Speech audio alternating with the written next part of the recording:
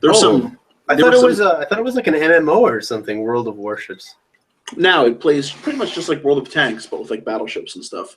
Huh? And there's this Steven Seagal in this MMO about battleships. Yeah, here I'll send you the screenshot. That's so cool. I played it all day, like the second to the last match. I had like 15 XP to go. I'm like, come on. What? Oh, man. Where's it at? Here we go. Yeah, I'm trying to figure out which. Yeah, me and Ian played that game a lot. Ian actually got me into it because he knew I was always into this stuff. It's that game is made by Gaijin, right? No, that's War Thunder. Oh, War Thunder. Okay. Right. World of Warships is wargaming.net. Hmm. Yeah, I've been like holding off working on this thing, but I just realized like a lot of the inner armor, I'm not gonna. I was gonna do a metallic, but I think I'm gonna do just different grays instead.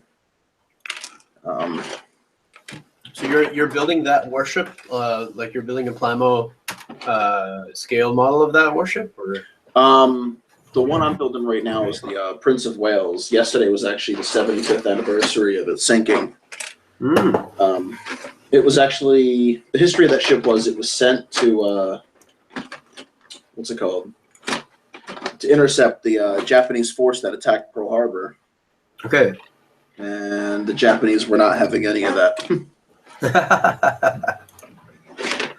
They sunk that with that little one I showed you yesterday that I said I couldn't believe was actually a model, was the other ship that was sunk along with it, the HMS Repulse. That's a shame too, because the Prince of Wales, I'm painting it. It actually, like I said, I'm like big in all the history crap.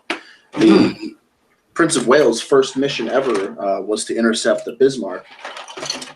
Huh. But because it was a brand new warship at the time, it had fire control problems, and they had to retreat after the hood was sunk, which was another ship.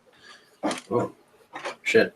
Wait, yeah. But so Bismarck, this was a German ship? This was a the one I'm building now was a British battleship. Bismarck was, yeah, it was obviously a German one. I'm trying to think how I want to do this, but yeah. I have a bunch of models of ships. Probably after Christmas, I'm actually going to be getting a real nice big chunk of overtime, and I got to decide what model I want to get. If I'm going to do a couple Gundam kits, because I could do a couple Gundam kits or one ship kit. Ship kits are pretty expensive. Yeah, I noticed that.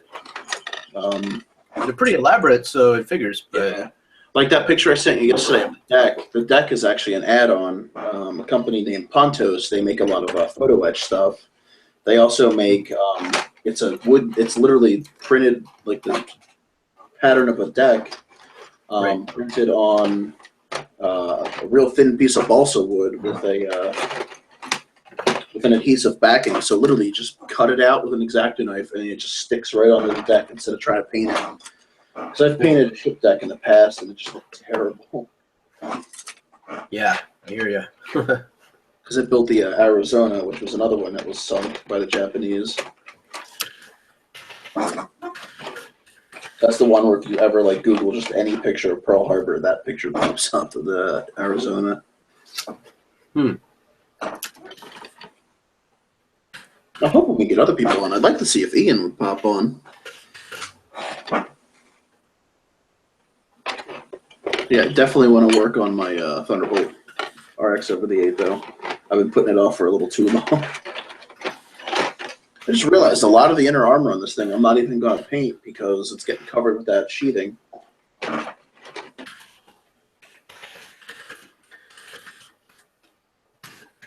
You got the master grid? Yeah. Nice. Nice. That's awesome. Yeah. That one's beautiful. It's really, really nice. I think I've seen it. I was really going to hold off on getting it, too. And then I'm like, you know what? My local comic book store by me actually had it for like $60. I'm like, you know what? I'm going to just get it. And yeah, it's worth the $60. If I paid more for it, I probably would have been mad. A lot of newer Gundam kits use that really soft plastic, which I'm not a fan of. Um, You mean like this one didn't. the one that has like a satiny finish? Yeah. Like this had it. I'm trying to think what else had it. Because I noticed that on the IBO kits they have. I thought it was just a finishing thing. I can't tell if it's soft all the way through, but it definitely feels really silky and it's it the has same a matte finish almost. Very different from. It's like a different type of coating, maybe, or like the finish, I guess, is different. Now. I think it's a different kind of. I think it's maybe ABS. I don't know because I know they use multiple different. They use multiple kinds of plastics in Gunpla. Yeah. It must be a new blend or something. Yeah, like I said, I'm just not a huge fan of it. It just seems a little bit delicate. Yeah, it's very delicate. Because I wanted the Wing Zero Master Grade. I call it the Wing Zero, not the Wing Zero or EW or whatever, or Proto. We had a big discussion about that one time too. Okay. I think that's what I always knew what it as it from the '90s when I used to watch Gundam Wing. You know what I mean? Right. But yeah, it had that really soft plastic, and I didn't enjoy it. I ended up just straight building it, panel lining it, and clear coating it, and just calling it a day. Yeah. Yeah, that's it. Yeah. It was a kind of a disappointment. Yeah, I noticed the Barbados that I have, which is the 100 no grade. Actually has this softy plastic, so I hope it's going to be okay. I don't know if I should sand those parts that have that soft plastic. I don't know. I use a very soft, fine grit sandpaper. Because I built that one too. Here, I'll actually send you a picture of it. I actually really enjoyed that kit. I can't wait for, I think it's the Vidar. That's like the first Iron Blooded Orphans kit that I've been excited about since the Barbados like first form. Okay. It's like I have plans for it. I'm definitely going to modify the hell out of it. Nice. I think I got pictures of it. Yeah, I'm actually waiting my P Bandai Heavy Arms Custom and the Heavy Weapons pack for the new Verkala are going to be coming in probably this week. Cool. But he's in Japan, so he can just order stuff directly from the P Bandai website. Oh, that's cool. Yeah. Nice. I've never actually seen what they have on offer on the P Bandai website. Usually all their kits, as long as they're still in stock, they'll have them. Interesting. We'll check that out. Here we go.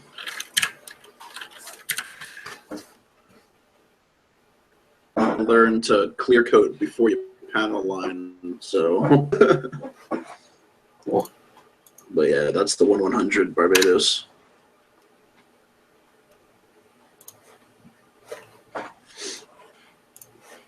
Yeah. Oh, okay. This is built.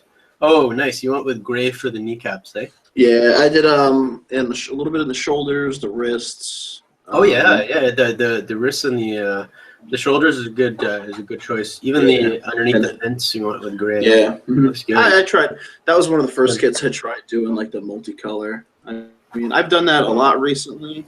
I'm getting better at masking. That's why I'm doing it more now. Yeah, because I used to be horrible when I came to masking stuff off. Masking is not easy. It's actually pretty challenging. Yeah, I did it with my new Verka as well. Here's this is the full armor new Verka. I didn't like the green Psycho frame, so I used like a metallic red from Mr. Color, and I painted the Psycho frame. But I did the gray is barely noticeable, but it's still there. Cool. Yeah, exactly. It's really subtle. I like that. I like these subtle contrasting colors, like white and just like really, really, really light gray. I noticed that the Zeta has that natural color separation. It just looks really cool. Like the panels, they barely contrast, and it just looks very subtle, and I don't know, it looks good. Yeah. I was thinking about doing something like that with this full armor Gundam. I'm actually not going to be painting it in the colors it was on the TV in the movie. I'm actually going to paint it in the same colors as the original full armor Gundam. So I'm going to be doing greens and oranges and grays instead of the red, white, and blue. Cool. Yeah. I just mix it up a little bit, you know what I mean? Yeah, for sure. because I did just the regular high grade, but I didn't really care for the colors I picked on that. I did mostly just grays pretty much, and I was like, I think I went a little too overboard with that one.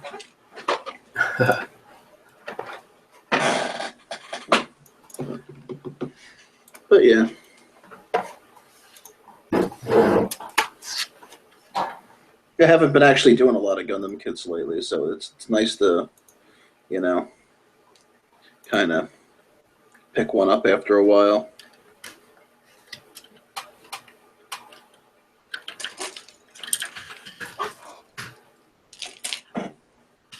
So you working on anything now, or?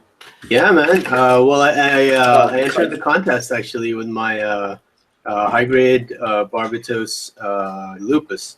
Yeah. So that's currently what I've got all the parts off the runners, and I'm going to be doing nub removal probably the entire time. So. Yeah. I'm actually getting ready to test my airbrush. I want to make sure my compressor's not too loud. Here, tell me if you hear anything. We'll turn it on now. Oh, that's fine. I can hear it, but it's not that loud. It won't be louder than your voice, so. Okay. Okay. Because I got my compressor right behind my on top of a thick towel on my table. I got mine down under my table, so. Yeah, that's probably honestly what I should do. Is it too loud? No, it's not. It doesn't bother me. I mean, the nice thing is I have a 3-liter tank, so it doesn't actually run the entire time. See, I got a little cheapy Harbor Freight compressor. Nice.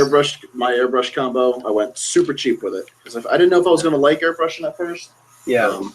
My now fiance got me a airbrush for my birthday last year, and yeah, she got me like a little cheapy master one with the little tank the little compressor that just stayed on forever, so it would get really hot and turn itself off.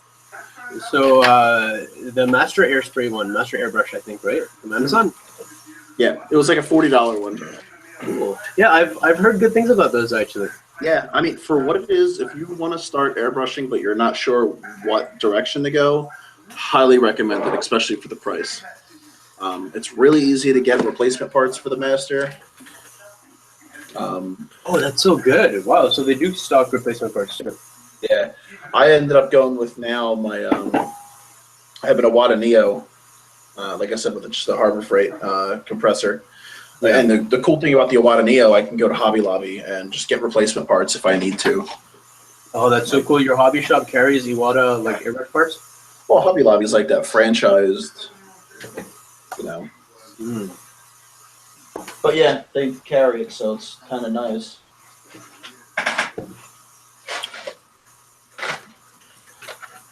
Just trying to organize everything now.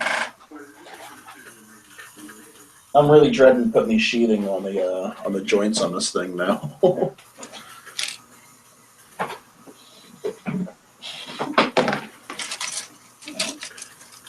I got my ghetto little airbrush booth. Yeah, mine is so ghetto. Have I shown you mine? No, what is it? It's totally like bootstrapped. It looks like a piece of junkyard engineering, and that's pretty much what it is. It's probably not as ghetto as mine. Mine is the lid from a box. Oh, nice. That's fine. No, that's like I when I started, I was doing like airbrushing in my garage because I didn't have any kind of a spray booth. So yeah. I would just like shoot the spray cans right into a bumper box. So yeah. That's pretty much that's ground zero for airbrushing, right? I'm gonna love it. So to give you an idea, if you're gonna budget to build your own spray booth, it cost me only about let's say a total of about $70, a little bit less than that. Yeah. A little bit less than that because it depends. Like I had to buy a Dremel because they didn't have one, so that alone was $40. And they have these cheap, washroom fans, which you can buy. Those ceiling fans, and the lowest CFM ones go for about $25-$30. Huh. So it's possible to get one for really cheap. Now, in my experience, what I found though is that if you really want it to be like, to suck all the vapors out like really, really quickly and not have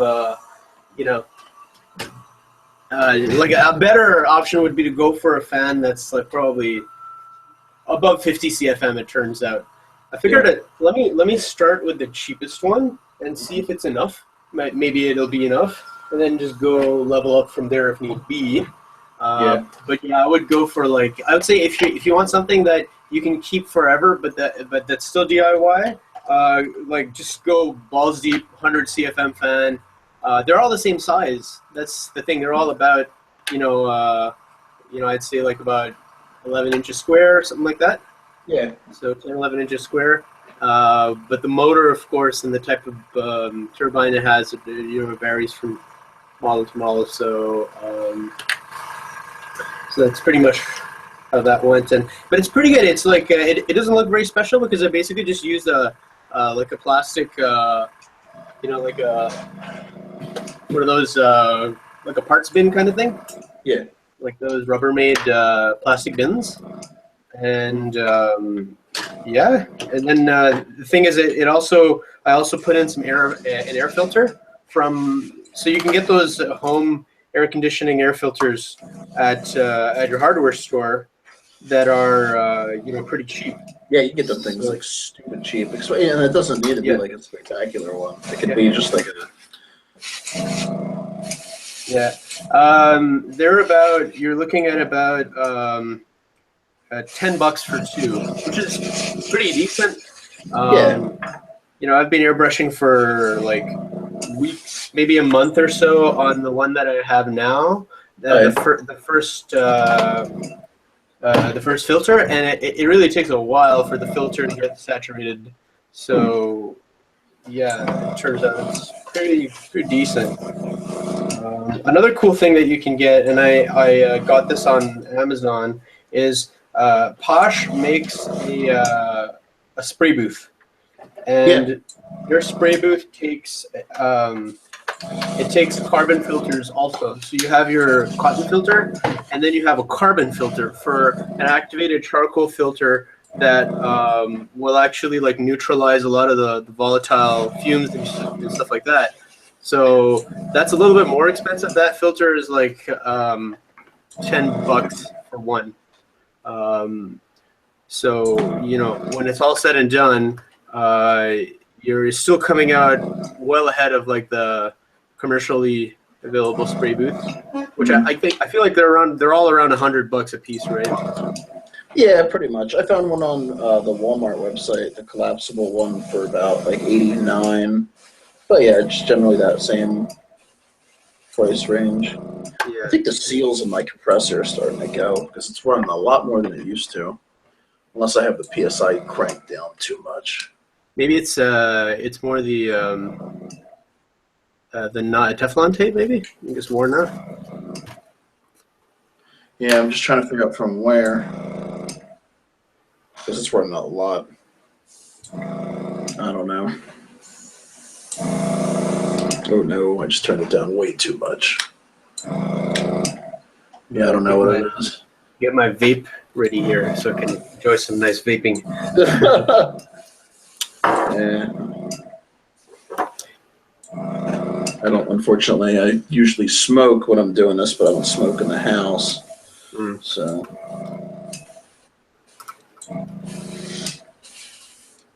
I was hoping more people were going to be in here, man.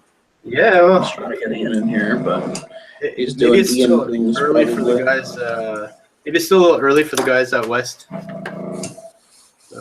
guess, because I mean it's 5:19 here. Yeah. Also, I haven't exactly posted it everywhere. Just yet, so maybe I'll. There's a group called Gunpla Builders, so I'm not really familiar with who these guys are, but that's one of the other pages I admin. Oh, you do? You are an admin on this. Yeah. Okay, cool. So Gundam Builder America, Gundam Builder Washington, and then Gunpla Builders. Yeah, I'm an admin on Gunpla Builders and Gundam Builder America, and also Gundam Bites, which is a sale page.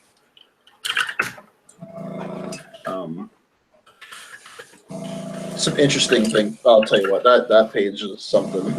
Just the stuff people try to sell on there is. Yeah, somebody tried selling an Xbox on there. I'm like, what are you doing? Like, I could see if you're trying to trade for like a Gundam kit, just sell an Xbox on here. Stop. Yeah, scope, guys, scope. Stay within the scope. It's like we even on like the Gundam pages we're on, like we let people generally like post non-Gunpla things every once in a while. Right. I'm in it for just the model building in general. A couple other people are too. There was actually a problem on I Build Gundam Models, and I'm proud. Somebody got banned this week for posting part of the diorama. Like, it was a Gundam diorama, but somebody reported it because it was just a picture of a car, and they were like, nope, bye. I'm like, oh, man. But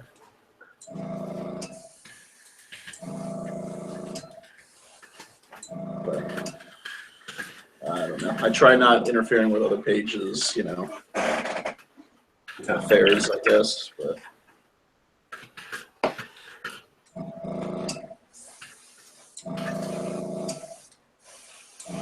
Okay, I'm just posting this around all the Gunpla pages so that people can join us.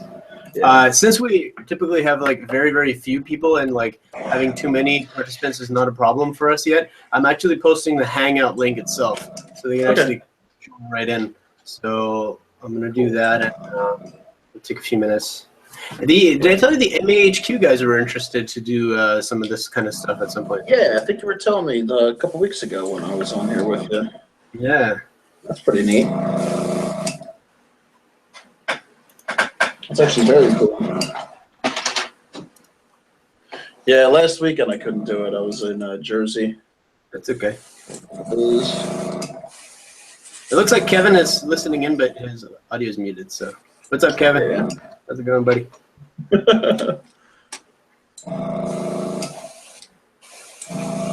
Yeah, see, I like sticking with the acrylic paints because at least they don't stink. Personally, I like using lacquer paints, but that's like an outside-only kind of thing. That's why I do want to get a nice spray booth. Yeah.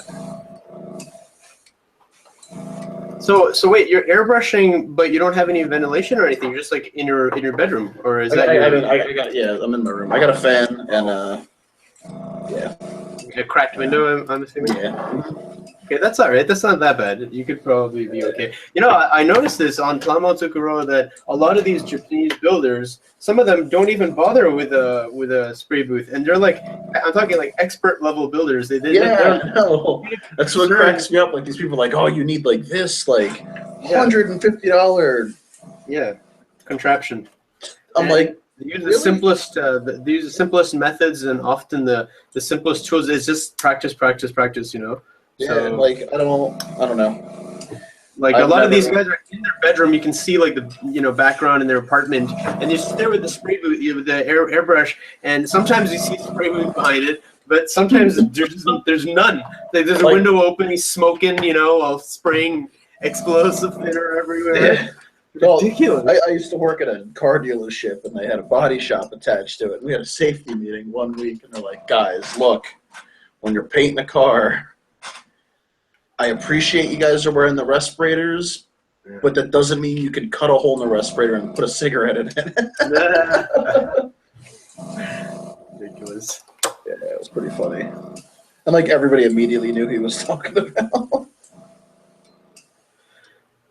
And yeah, I mean, like I said, acrylic stuff's not really that bad. It's not good for you to breathe in, obviously, but it's not the worst. It's not that. At least it's water based, right? So yeah. The only thing I do wear a respirator for is when I work with resin, because I'm not screwing around with that. I'm not chancing nothing. You know what I mean? With resin, so like you cannot breathe that crap in. So hang on, like when you're mixing resin or when you're sanding it. Oh shit! Yeah, okay. I guess if you're sanding it, then it turns into like resin dust and starts sort of floating around it. Because my first resin kit, like I started working on it, and everybody's like, "Are you wearing a respirator?" I'm like, "No, I'm fine." And somebody's like, "Yeah, you should wear one." Like a week later, I got like My throat was killing me. I'm like, yeah, it's because I holy was shit. putting that crap in. Oh wow! So you mean like you should wear one of those respirators with like the full filter pack and everything, not Nah, I don't go that crazy. I just wear like a little something with, yeah. Yeah, looks like we got somebody in here. Yeah. That's me. What's up, man? Oh, okay. Yep. All right, Sorry, I had to go well, to he's my yard. here. Let me run back because my fiance actually just called me, and I want to talk to her for a second. All right, she's got to work. I'll be. Can I guess I could just mute my stuff, right? Yeah, sure. Yeah, I'll be right back. Hey. So what's going on? So you guys airbrushing? Yeah, we've got the compressors fired up. I've started working on my Barbados Lupus for the contest that you guys are running, I think, right? So, I don't know about me, but yeah. I think it's Dane's group. Either it's the Gunpla Builder America or Washington State. I feel like maybe it's Washington That's State. Gunpla Builder, yeah. Oh, Gunpla Builder? Okay. Yeah, because I just saw the link for it, and I'm like, I just finished another competition build like a few weeks ago. I was like, dang it. It's my first ever competition, so I'm super excited. But I'm also kind of concerned that, like, I hope my project management goes well, because I feel like that's what can kill the build. Not so much, like talent or lack thereof, or skills or lack thereof. It's really like, did you bite off more than you can chew? Were you able to finish everything? Does everything look good? Is it rushed? So yeah, hopefully I won't be trying to go too out of control on this one. So No, I totally understand that. That's what happened to me with my my custom grays build. I literally was down to the last day, and I ran out of paint, and was panicking to get the last part done just in time. damn. But that's just what happens when you use Tamiya can paints. You never know when you're going to run out. Yeah, that's true. It's a little bit harder to predict. Yeah, you're right about that. Yeah. They need to make clear cans so you can see everything. That'd be nice. I know a lot of people probably haven't seen this yet. I did a live stream on my my Facebook page Friday night, Oh, and I was cool. working on this fun little custom that I call the tractor. Oh, wow, The that's so cool. Mobile worker combined with the gun tank. Yeah, with the early gun tank. I love it. Yep. That's And awesome.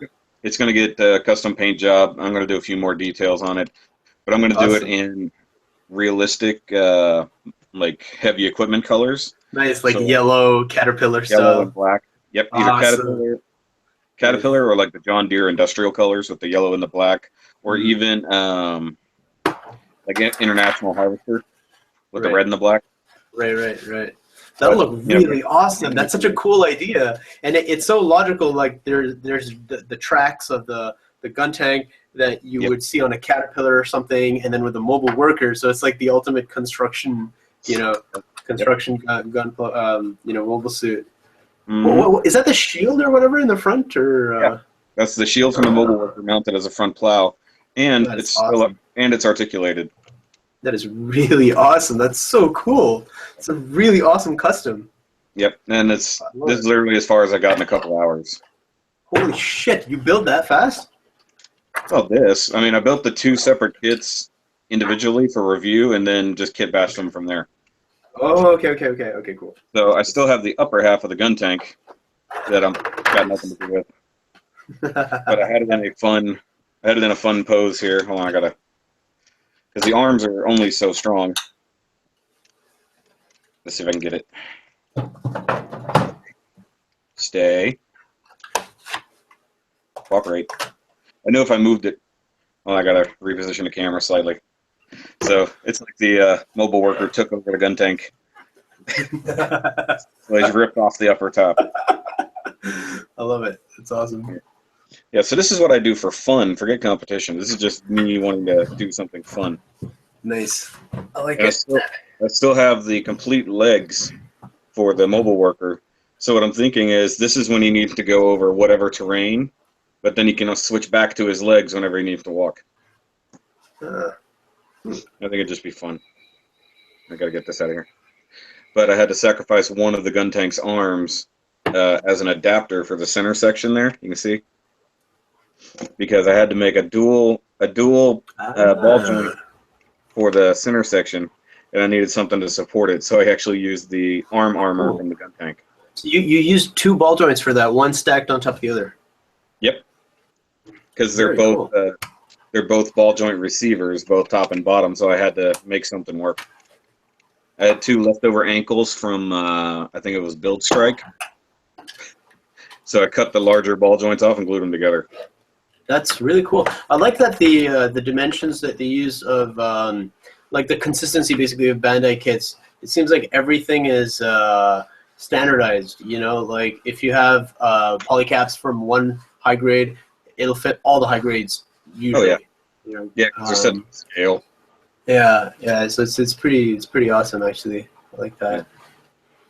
Sorry, just playing with it. I've been sitting there because I worked on another project last night on my second live stream, but this guy was just sitting there in the background. The funny thing is, it just looks pretty complete as it is. Yeah, But to me, it does. what more work I need to do. Well, are you a weathering man? Like, do you like to make them factory fresh or all beat up? It's kind of both. Did you not see my my weathered gun tank?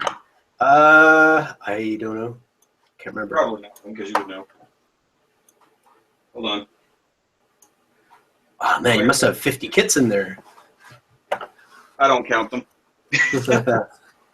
Kevin, what's your YouTube channel, by the way? I'll follow you. It's the Shoki01.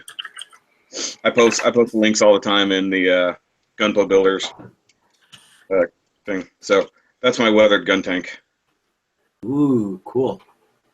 Yep. How do you spell And I the did Shoki? The THESHOKY01. I can Oh, put there it you in the chat. Yep. Shoki 01. Okay, awesome. Subscribed. Thank you. I just hit my goal for 111 subscribers a month early. Man, that's fantastic.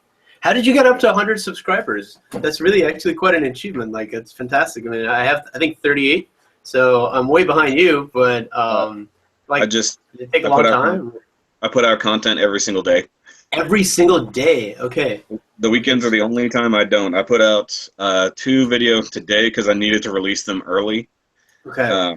And it was a review for the Ninja Megazord and the Falcon Zord. Okay. Because I have a video I need to do tomorrow, and those had to come first. Yeah. So because I know nobody's watching this at the moment, I'll show you. If you know the Legacy Ninja Falcon Zord, if you know it at all, it is a terrible connector back here. So the original connector was back here and just 2 little spring-loaded pegs. I'm going to go ahead and take it all apart. Wait, what is that? A Zoid, or it looks like a Power Ranger? The Power Rangers. Power Ranger Ninja Megazord. Oh, cool. So, Ninja Megazord, right? Wait, okay, so wait, was there more than one kind of Megazord, or is that the one? It's Ninja Megazord. This is the one from the Ninja series, I guess, technically speaking. Cool. So yeah, there's dozens of Megazords. But so the main problem was the Falcon Zord never connected well to the back, like right here. That had 2 just barely little spring clips. So what I did yesterday on the live stream, I installed the Zord Builder port on the back and the receiver inside the Falcon Zord and fixed what Bandai didn't want to do in the first place. Interesting. So now it's a solid connection. You can pick it up. Nice. So I used my my Gundam kit bashing skills to kit bash Power Rangers. That's really cool. And so the Power Rangers were sold as toys, right? Like pre-assembled and everything. Oh yeah. Ah. I've got tons of them laying around. I got one. These are on loan right now, but the Legacy Tiger Zord as well. I got to review that soon. Cool. And then way back here, this big heavy box. Legacy Thunder Megazord, which is enormous. That's also on loan.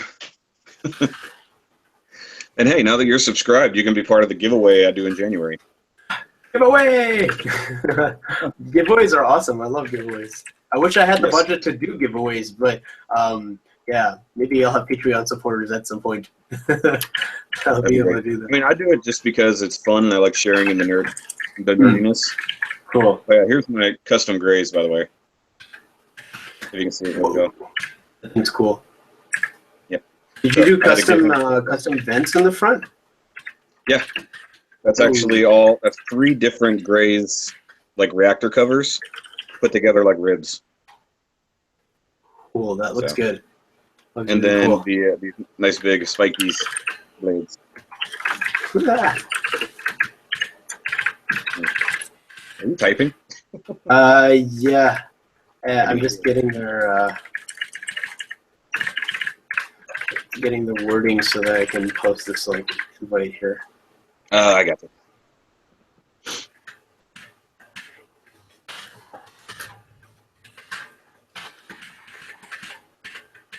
Oh, nice. Yeah, I was actually supposed to be doing a podcast this afternoon, but all my 2 guests bailed on me.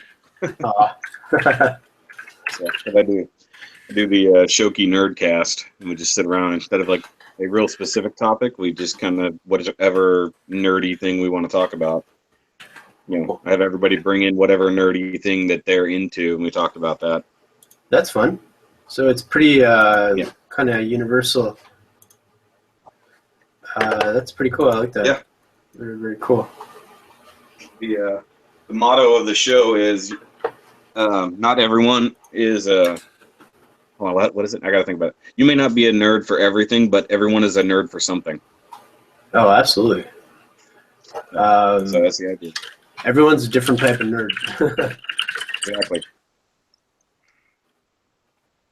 But there's so much crossover between different fandoms and stuff, you know. Yeah, that's true. Especially like superhero stuff. There's a lot of people that are into superhero stuff, and then they're also into Star Wars, and so they're like all over the place. So it's kind of cool. There's a lot of now it's like people who are into that and are into the costuming and cosplay and stuff. They're getting into anime cosplay now too, which is a lot of fun. So that's really cool. Like it's making it mainstream kind of thing, which is, it's good to see that. Being nerd is cool now. Yeah, that's awesome. Like it's our time, So I love it. Exactly. Yeah, just talking about mixing fandoms. Some artwork I picked up at Renfest. Got some Millennium Falcon. And then some Doctor Who Van Gogh. Very cool. I like that. I've actually got to review these for the artist. I was gonna give him a plug on my show. He does some really, really good work. I couldn't buy everything I wanted. They had so much.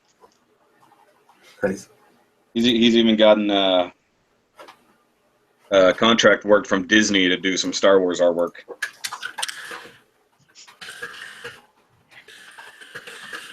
Adjust the camera slightly.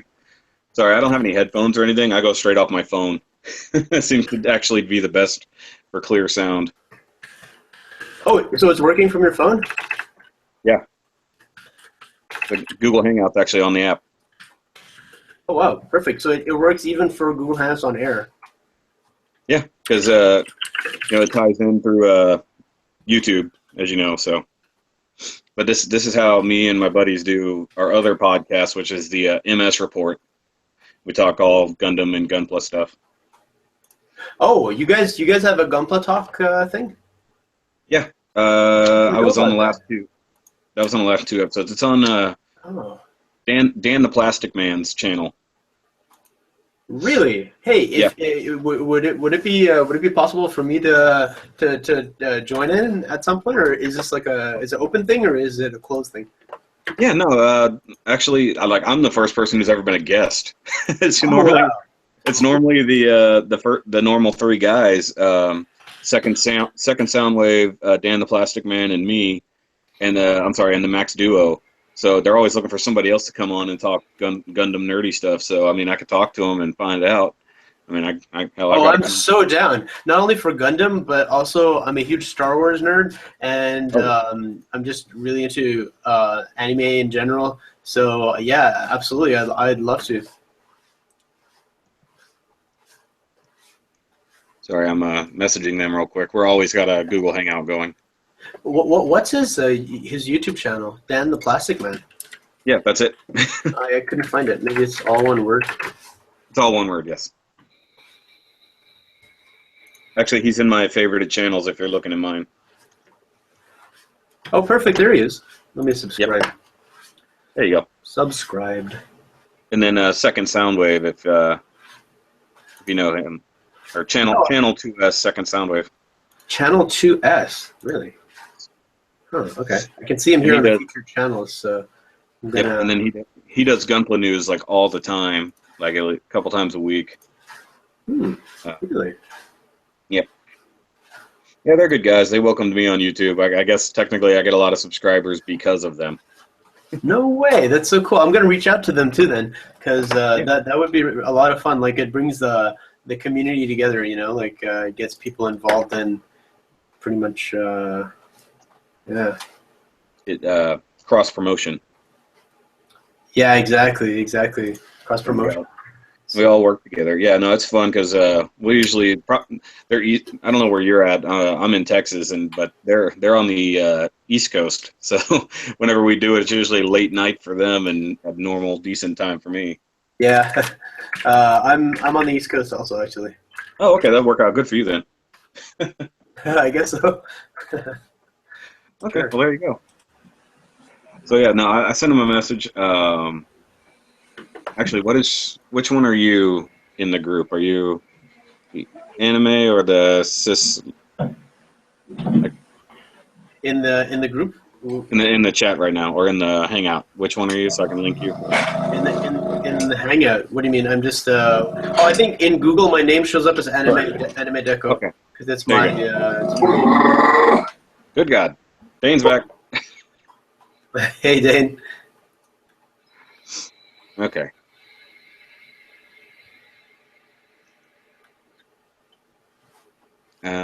Well, Anime Echo, is that what it was? Anime deco. Deco. 2 words? What do you mean, like on the chat or like? Yeah. So I can have them look you up. You mean on Facebook? No, just here in the Hangouts. Oh, in Hangouts. Yeah. You can send them the link. You can send them the link, and then they can join in. Well, that's entirely true.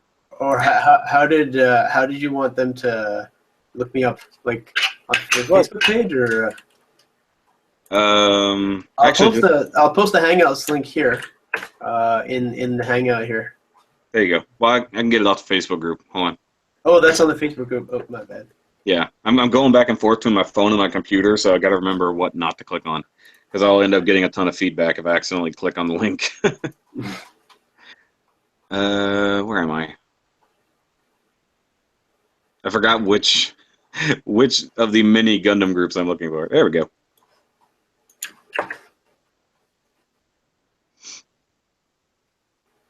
There's a link. Okay.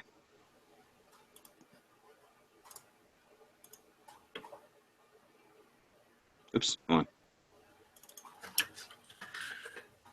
I left my mouse in the other room doing it the hard way.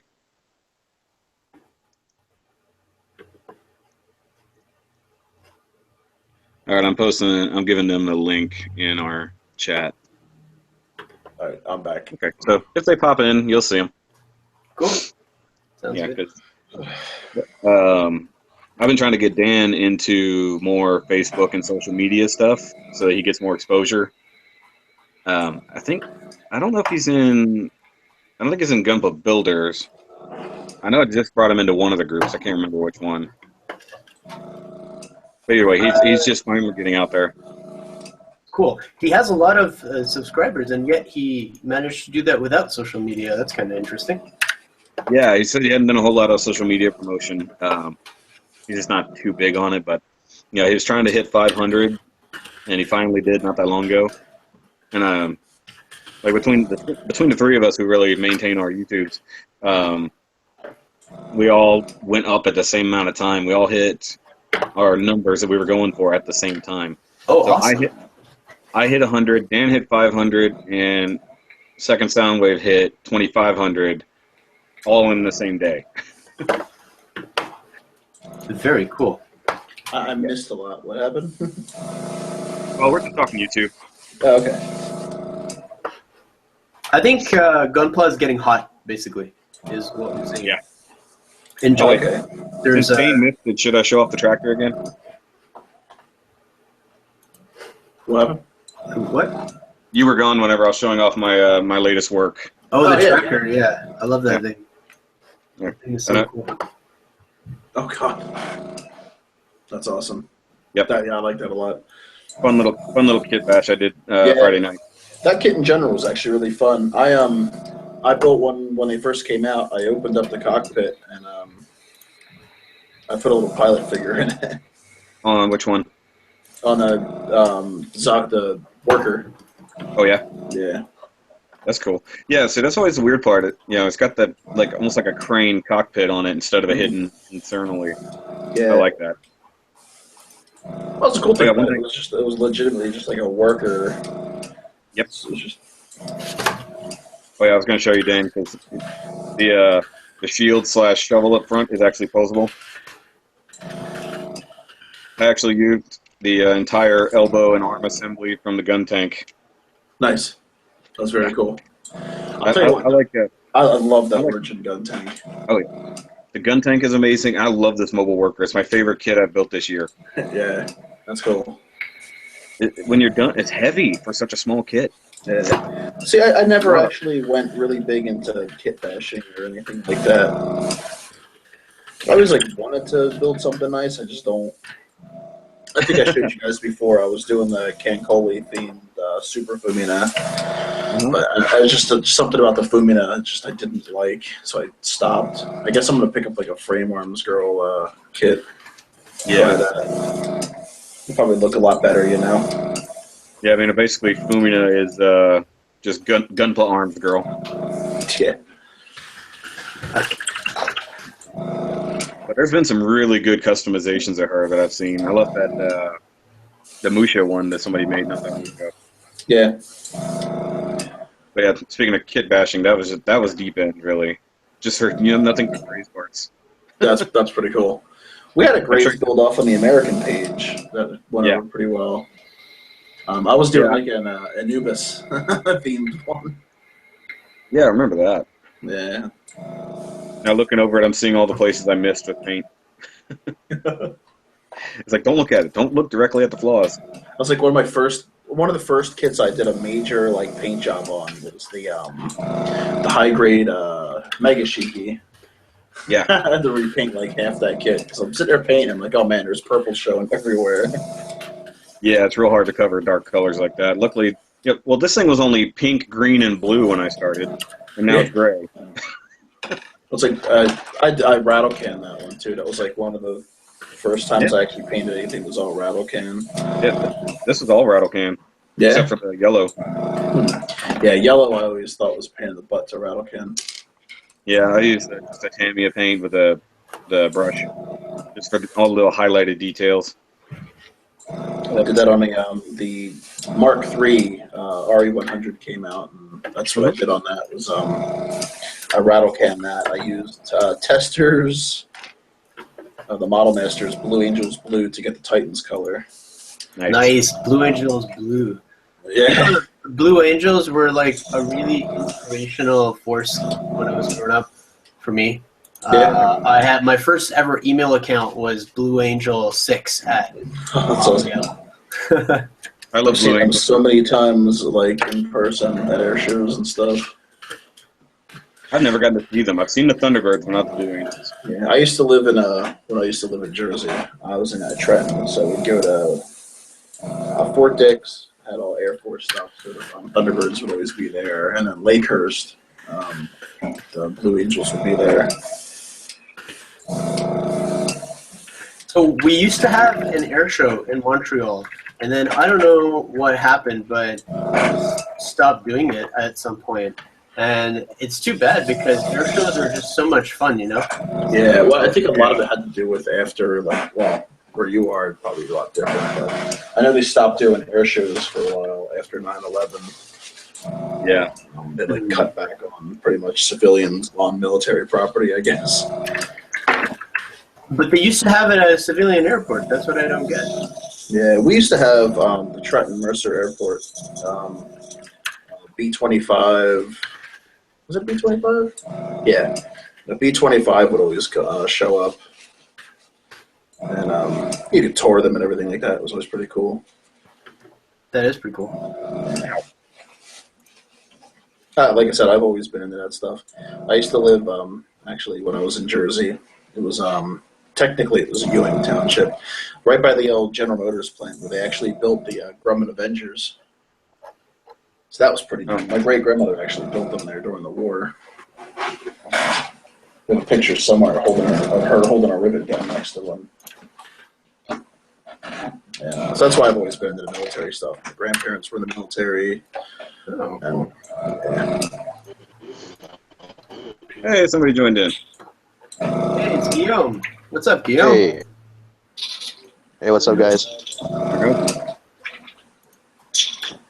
It's funny, every time Dane hits the airbrush, it kicks over to him. Does it really? Yeah. It's like, no, he's not talking. That's just the airbrush.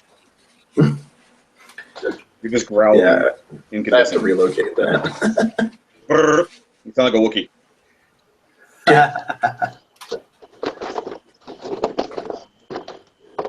It used to be a lot lower. Eventually, I'm going to move it. Yeah. The floor. You want to see two different ends of the same kit bash? Yeah. Okay. So this is my strike, my build strike 00. Mm. So obvious. But now you got the opposite over here. You got 00 strike.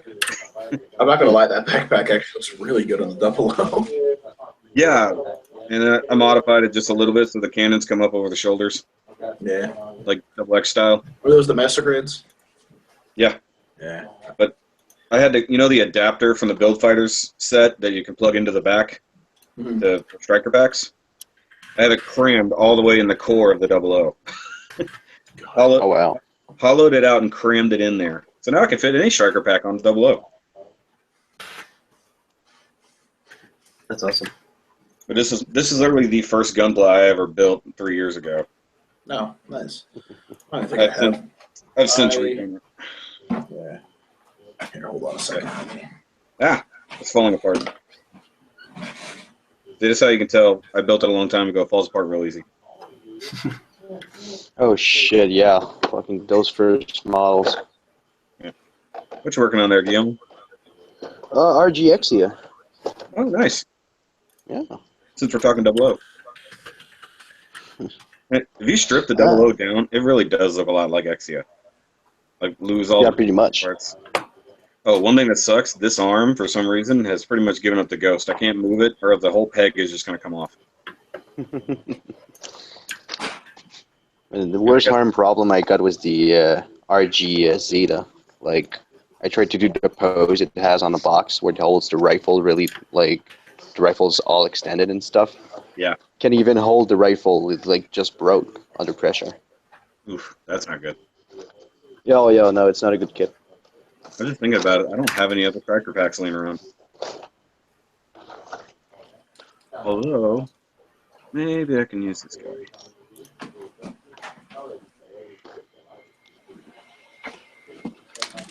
Okay, nope, gotta strip it down a little bit here.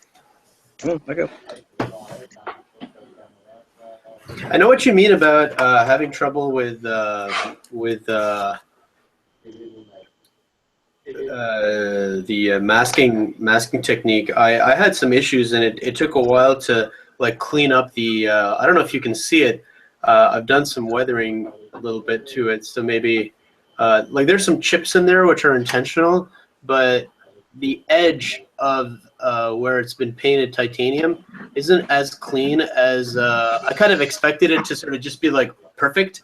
But what happened is that I had used initially like a thicker tape than Tamiya, like it's just that green tape there, and it's no good. Like it actually the paint kind of rides up on the edge and then breaks off, so you get like this weird like artifacting. And so I went in with my hobby blade and sliced off all the edges. It's good, but it's the part where I used the Tamiya tape came out like perfect. It didn't require any kind of cleanup whatsoever, right? So it takes a little bit of learning to realize that, okay, for some stuff, yes, you can use hardware equipment, hardware products, but for some stuff, you really need the hobby grade stuff because it's a whole other level of quality. But what part is that exactly, Trooper? This is from these are the legs of Big gun. my big gun. So Oh, the big gun, right? Okay, I thought it was an action base. yeah, it looks like that. Eh? Yeah, so, Because I just painted an action base the other day for my custom Yakuri. Oh, fucking Christ. Like, that was a lot of masking. yeah, for the action base, I'll bet. Yeah. Yeah. Yeah. I'm getting better with that, actually. Have you tried liquid masking? It's actually pretty nice. Yeah, I have liquid mask. It's pretty good. I use that for shipping. I need some of that. It's pretty good stuff. Going back to the different kinds of tapes, though, I ran out of Tamiya tape. And I bought like just regular hardware tape because I wanted to paint the water line on a battleship I was working on. I'm like, this will be fine. So I put it on there. I do it. Comes out like perfect. I peel it off. And not only does it like take half the red paint off the hull, No. it left like a nasty residue, and the line was all jagged looking. Did you use the painter's tape or just regular masking tape? I used the blue painter's tape. Really? Like that? Yeah. Yeah. I guess I wasn't working on the painted surface, that's why. Yeah. Maybe. But It left like a real funky. In terms of tape, I prefer using Tamiya, and it never misses. Yeah, I do need to get some if I'm going to keep painting. Well, the nice thing was the hobby shop I used to go to in Jersey, they actually stocked like the thick stuff and just the rolls. Unfortunately, here the hobby shops suck, and the only way I can get it is with the cartridge at Hobby Lobby. So I'm paying like double because of this stupid cartridge. Oh, Hobby Lobby is so fucking expensive, dude. Well, usually I use the It's insane. but Like, I went to Colorado last Christmas, and I wanted to buy a Gundam over there, and Hobby Lobby, like, the price were jacked up so much, I just, like, decided to buy Star Wars Armada stuff. I didn't even know Hobby Lobby sold Gundam stuff. That's new to me. Well, Hobby Lobby over there. Huh. I was actually kind of surprised. They had a lot of MGs and Rebuild 100 and stuff. They had a Nightingale. Yeah, our Hobby Lobbies here don't. Well, the cool thing, what you could do is you go in there with the 40% off coupon on your phone, and you get it a lot cheaper. Oh, yeah, that's true. And I didn't think about that. That's how I got my airbrush. Instead of being $80, I got it for like $45. Nice. Was it? Hey Dane, I have an interesting little tidbit for you. Yeah, what's up? So I sent an email to Jap Plumigraph, who made that. He built that ship that you really liked there, the HMS Recluse or whatever. Repulse, yeah. Right. The HMS Redemption. So basically, so he replied like right away. And, Which is amazing. Yeah, and he goes, the master of sea making as somebody called Chris Flodberg. And he has built a lot of kits that are on Model Ships Gallery. And so I sent him an email asking about how he's done it all. Oh shit, he just replied. He replied 20 minutes ago. Oh god. Aha. Oh, you guys saw the picture of the ship I posted last night in the chat, right? No. It was a part of diorama of the the chat. Yeah, it was a model of the HMS Repulse, but it was a waterline dio, so it actually looked like it was in water. Just nice. Ridiculous. Right, it's the HMS Renegade, by the way, Dan. It's Was it? Oh, I thought I sent you the. Yeah. Gotta move my compressor so it shouldn't be as loud. So it turns out that he has written detailed step-by-step tutorials on the modelwarships.com forum. Oh, well, I'm on there, so I should probably look for it. Yeah, it's in a thread. It's just under tips and tricks, apparently. All right, I'll look at that later on tonight then. Nice. Yeah, so that's pretty sweet.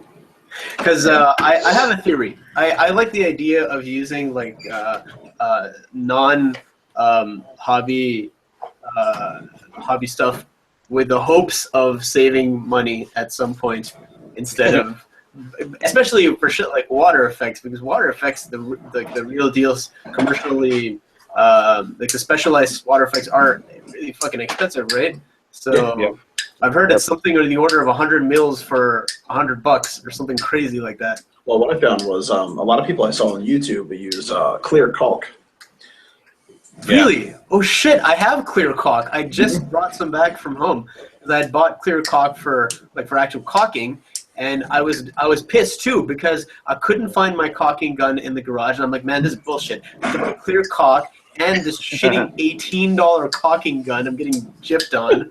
So, and then I go back home to visit for the day yesterday, and I looked in our toolbox, and my dad had found the caulking gun, but now we have 2 caulking guns, you know.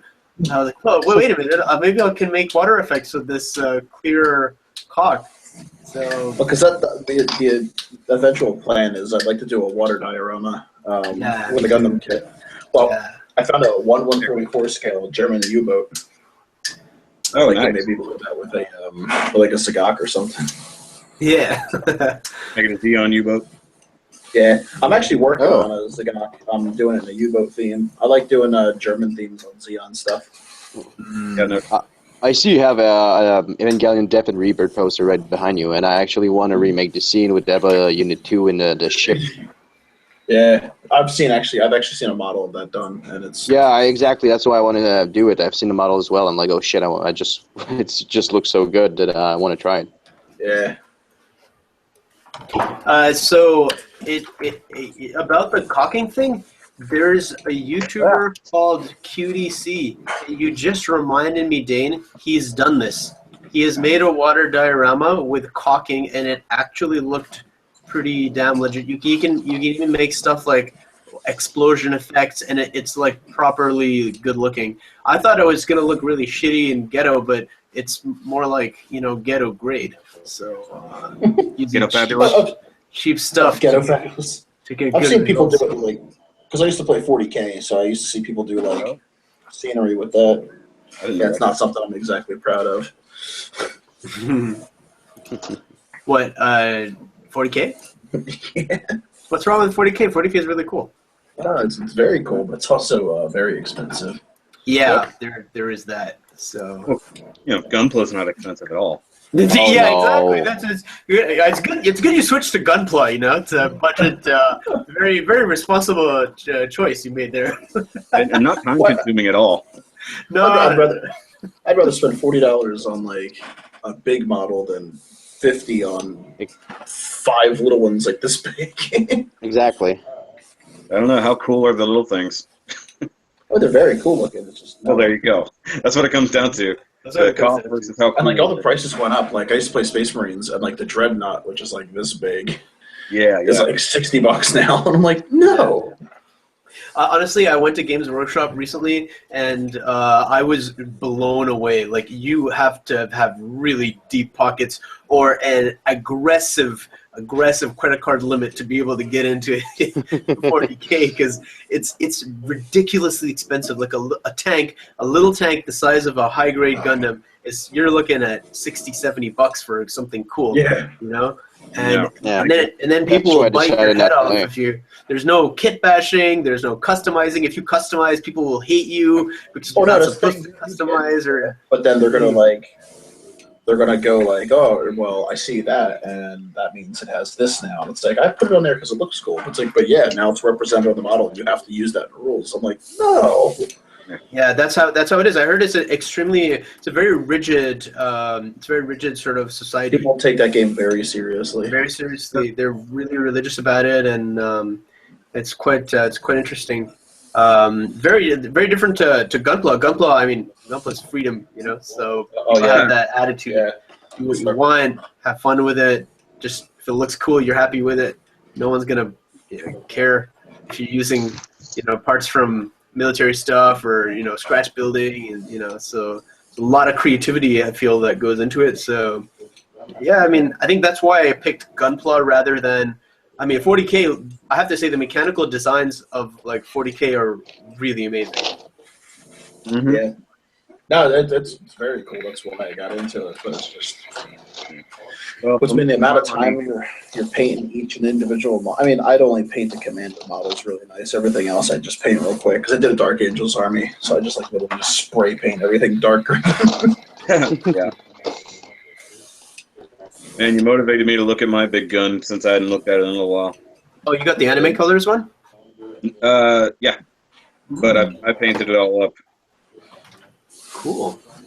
Actually, the second Gunpla review I ever did. Oh wow! Did you paint it custom colors or anime? Yeah. Anime No, colors? Yeah. Definitely did all kinds of different colors. Yeah. It's gonna be hard to see. But There we go. I'll show you if my screen's not crappy.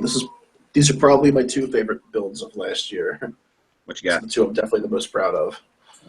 The Origin RX-78, which I was very excited to get. Oh, nice. Oh, nice. Is it the RG? No, it's the Master Grade. I did it in Okay, that's Master Grade. I did it in the RX-78-1 color scheme. If you actually look at the face, I actually modified the Yeah, the visor. The visor? Yeah. Yeah, interesting. Nice. I did the P Bandai RG one for OtakuCon. It was a fun build. nice. And this is probably my favorite kit of the year. This is a 2.0 Master Grade Zaku. Ooh. Yeah. But it's the Which one? Zaku Sniper. It's a resin conversion. Oh, that's nice. awesome, dude. With the German sign as well. Damn, that's I cool. put a little bit of German stuff on it. I did like numbers in the back and everything. Yeah. That's cool. Yeah, great. I like weathering there. Yeah, I did a snow camo on it. I got the MIG weathering kit for it. Xeon aesthetics really lend themselves to that, don't they? Yeah, that's why I Yeah.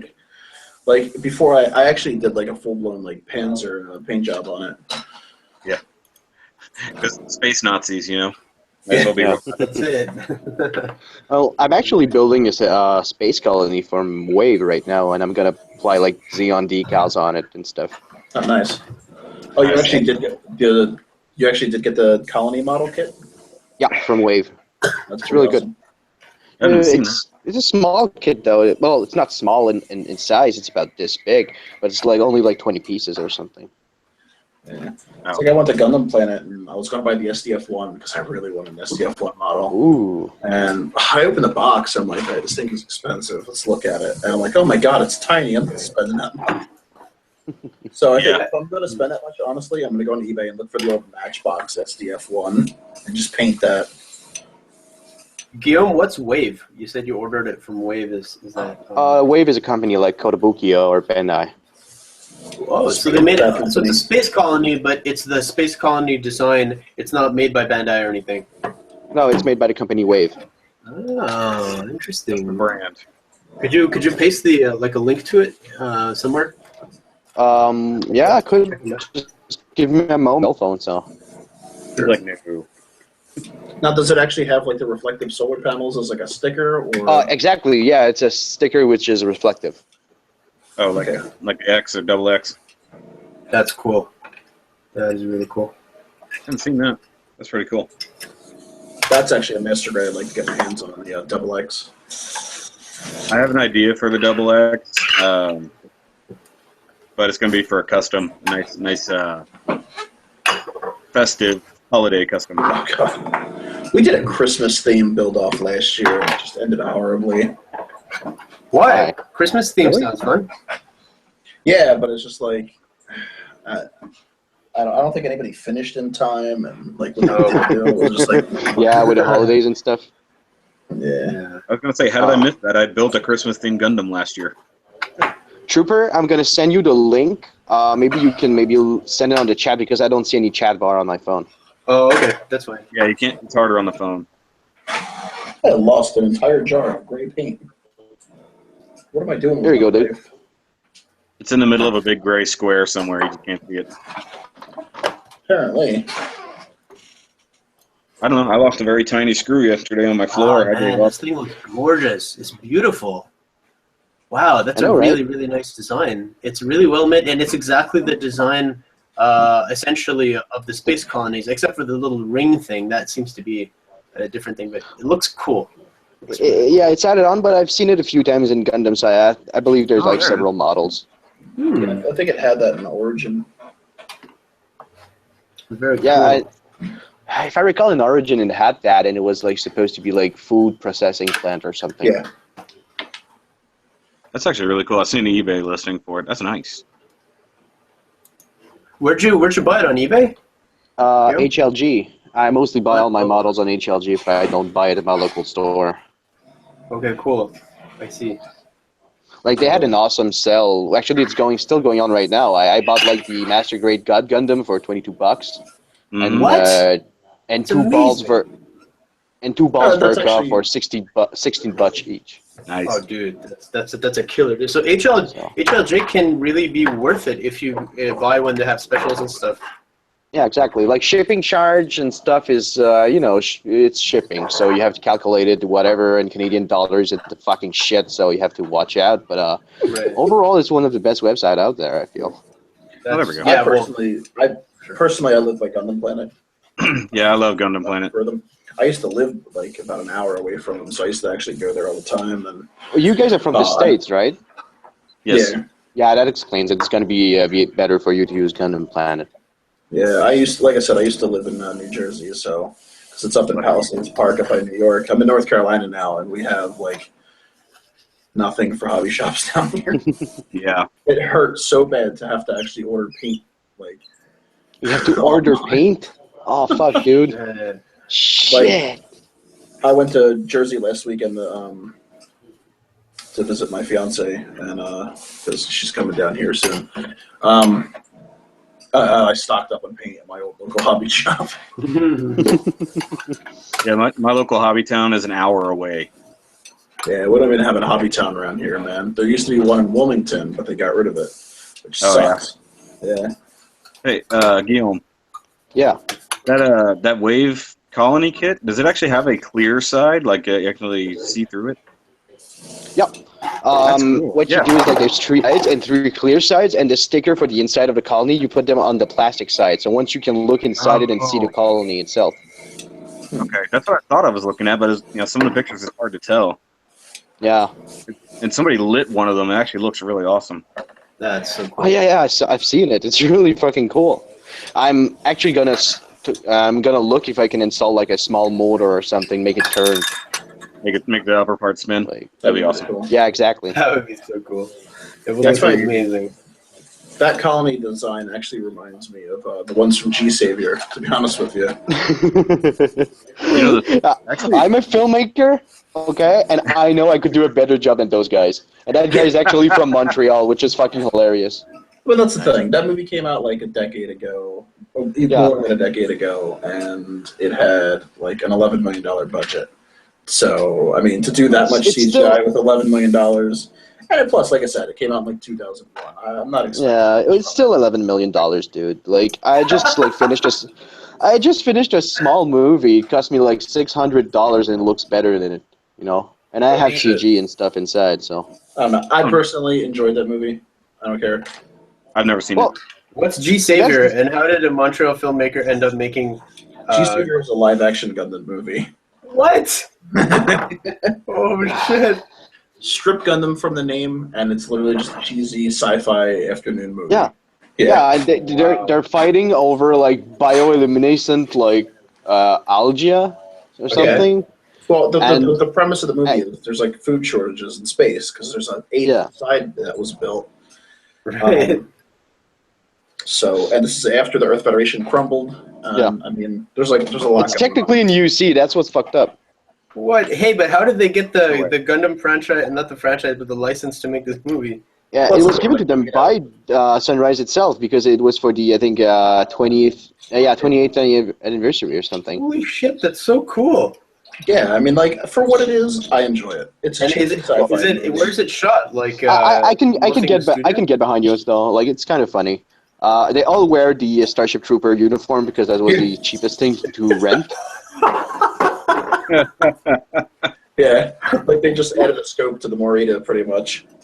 Wow. Like other than that, yeah, it's the Starship Trooper uniform. Okay, but dude, how can they make a Gundam movie with the proper license from Sunrise, but they can't afford to get custom-made costumes, and they have an $11 million budget? How does this? Something's not adding up, man. Well, that was probably just Come like the cheapest like sci-fi uniform, like military uniforms they could find. Even cosplay uniforms would have been better than like the wrong series. Like, yeah, let's just make a Star Trek fan film, but use stormtrooper outfits. What are you guys doing? This doesn't make any sense. Yeah, That makes like I sense. said, like I said, personally, I enjoyed the hell out of it. It was cheesy, but it was good. Oh, okay, Wait. so they did it like cheesy style. That's actually Yeah. pretty good. I mean, like I said, 70s series, right? Original Gundams. you gotta watch it. Like the mobile suit combat is pretty slow. Like you would expect for a real mobile suit to be, you wouldn't expect them to be like how they are So- in Seed, like ripping around the screen. Like I said, it's cheesy, but it's enjoyable. I enjoy it. I watch it. I have it on my computer, and I even own the DVD. I actually paid for that movie.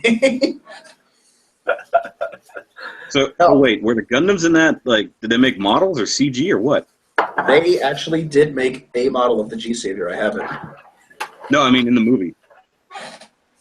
There was one. The main Gundam was the G Savior. There was like a gym style mobile suit, and the bad guy ones were like mono eye Okay. mobile suits. I've heard how bad it is, and I've seen the actual model kit. I've never seen the thing itself. Yeah, I mean, I thought that was pretty good. I mean, I've learned more about it in the last 5 seconds than you guys. But yeah, like in the movie, they're all CGI, and it's low budget. Oh, CGI. okay, It's yeah. not like I don't know if you've ever seen the really crappy Born to Race movie on Netflix. Like they tried so hard to make their own version of Fast and the Furious. Oh yeah. Like the story is like the story of the movie's got like a Mazda RX-7, but anytime there's like a drift scene, like it's not even a Mazda, it's a Nissan 240SX. They just swap it out and hope you don't notice. It's like you could have at least used the same car, guys. That's funny. Wow, they had it. It's I find it funny when people try to like, make a movie or like a show or something about something that you figure you would need really deep pockets to make, but on a shoestring budget. Like sci-fi low budget movies are the best because it's just like all the costumes are just Oh my jangly. god, dude! Cheap They're a sci-fi mess. movies are like the best movies, I think. Yes, absolutely. Well, what about the really bad cheesy sci-fi Anaconda versus Lake Placid? God, did that have like a porn star in it? They probably all. I think Gianna Michaels was in it. I'm like, oh god, why? Wait, was that before she got big? Or was she established at that point? I think she was established at that point. That is funny, though. Hey, you can't have Lake Placid without Betty White, though. She made that movie. I'm sorry. Yeah, like put it this way: go back to G Savior. The CGI was less cheesy than like Sharknado. Dude, Sharknado is one of my all-time favorite B movies. It's glorious. It is just a glorious festival of cheese. I'm trying to think of like my favorite like. There's so many good like cheesy B movies out there. It's hard to say what my favorite is. I mean, you just look at the Sci-Fi Channel. They're everywhere. You can't miss them. It was on Netflix and I didn't watch it, and I regret not watching it because it's not on there no more. There was a movie about a tire called Rubber that killed people. Yes. Oh, dude, I've seen Killer that. Tire. I've seen that. It's I know what you're talking about. crazy. It's such a weird movie, and it's as though like they've made it in a way that like there's just no fourth wall in the movie. Like the movie is about people making a movie about a tire. It's like really self-referential and shit. It's very meta in and of itself. It's very That's what it meta, is. man. It's quite Wow. something. Fucking piece of I work. remember seeing it. They're like running from a tire rolling down the street. Coming to kill him. So good. So bad. Actually, you know what one of my favorite bad movies is? And it had to have been late 80s, very early 90s, and it's Robot Jocks. God. I don't know. I'm trying to think what like my favorite cheesy movie is. 'Cause I've seen some bad ones. I mean, the live action Initial D movie was pretty bad. Oh come on, but the drifting and everything was It was legit. terrible. I don't know. I remember I watched that and I was like, it's good. It's really cheesy, but it's funny and it's interesting and I don't know. It's like half the time, like the car is CGI. Why? They just can't make it do the things that it can do in the They had manga? a real one doing it, but like there Because was it like costs too much to replace GT86s? yeah, pretty much. Yeah. Well, yeah, dude, the Takumi tax, man. Oh, My yeah. buddy had one. That car was like, it was like next to impossible to get parts for it affordably. Are you Oh, yeah. serious? For Oh, yeah. 1980s? They, For they 1980s. legitimately call it the Takumi tax. Yeah, the Yeah. Takumi tax. It's true. There is such a tax. It's not a imaginary, not an imaginary thing. You're right about that. Man, Bandai is bad about removing their own nubs. But I'm looking at the new Legacy Ninja Megazord, and you can just see nubs. yeah, it drives me nuts. I don't have a sharp knife. Where's my sharp? I need to clean it up. You know you're a model builder when you start noticing shit like that on just like regular stuff. Like I'm in my car and there's like mold lines on the door handle. I'm like, oh, fix it. Yeah. And I get like new Transformers, and they have panel lines that aren't done. I'm like, I need a panel line marker. Somebody help me. You have amazing molded detail, and you're not showing it off. I'm not showing it off. How dare you? You barbarians. That's the same thing, actually, with the Megazord I'm looking at here. Amazing panel line detail, and it's just lost in the color. Yeah. So maybe I'll detail and dirty this one up a little bit after I'm done customizing it. There's lots of people out there that actually do like paint Transformers models and stuff. They're actually, and they look great. I'm surprised. There's a good market for custom Funko Pop figures, actually. Yeah. Really? For custom Yeah. pop figures? Well, I was at the comic book store the other day, then I just happened to walk in there, and I didn't know they had a shit ton of pops. Apparently, they're part of the local Funko Pop Exchange website. So they've got hundreds on the wall. But there's a custom old-school Vegeta up on the top shelf, like painted to look like the original version of Vegeta, with the brown hair and the weird green and orange suit. Oh, okay. I was like, how much is that? He's like, it's a custom. It's not really worth anything. He's like, no, it's just really badass. How much is it? That's okay. I didn't ask what it was. I asked how much. And then he said, and I'm like, okay, yeah, it looked really cool on the shelf there. It can stay on that shelf now. Yeah, things that are one-off, like one-off stuff, it costs. Yeah. So people put a lot of time into it, and I mean, a lot of people are doing commissions as a way of enjoying the hobby and making a little money on the side. A lot of these shop owners and a lot of people that have that just go on Facebook and show off their kits and stuff. A lot of young kids, like teenagers in Vietnam, have like such and such model works or whatever. And I was like, wow, you guys are just still all living in the same house, and this is what you do. It's pretty cool. It's like you're 12 and you put everything I've like worked my whole life to shame. Oh yeah, but that happens over there. This is one of the pops I got though.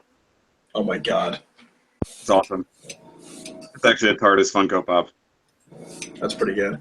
They have a dematerializing version that costs like twice as much. Yeah, I can keep that too. Well, I almost wanted it, but I'm like, not today, but maybe next week when I got more money. But I also got more Doctor Who. That's great. Dalek. I got my fiance's daughter a lot of like the Guardians of the Galaxy ones and stuff like that. Actually, they got some of the new ones coming out too, I think. The only one I ever saw that I want the Scully and Mulder ones, and they had a Tom Baker Doctor one, which was the one I really wanted. That's my favorite Doctor is Baker. Yeah, I like old school Doctor Who. That's pretty awesome. And then cool Scarecrow and Popster Batman. It looked neat.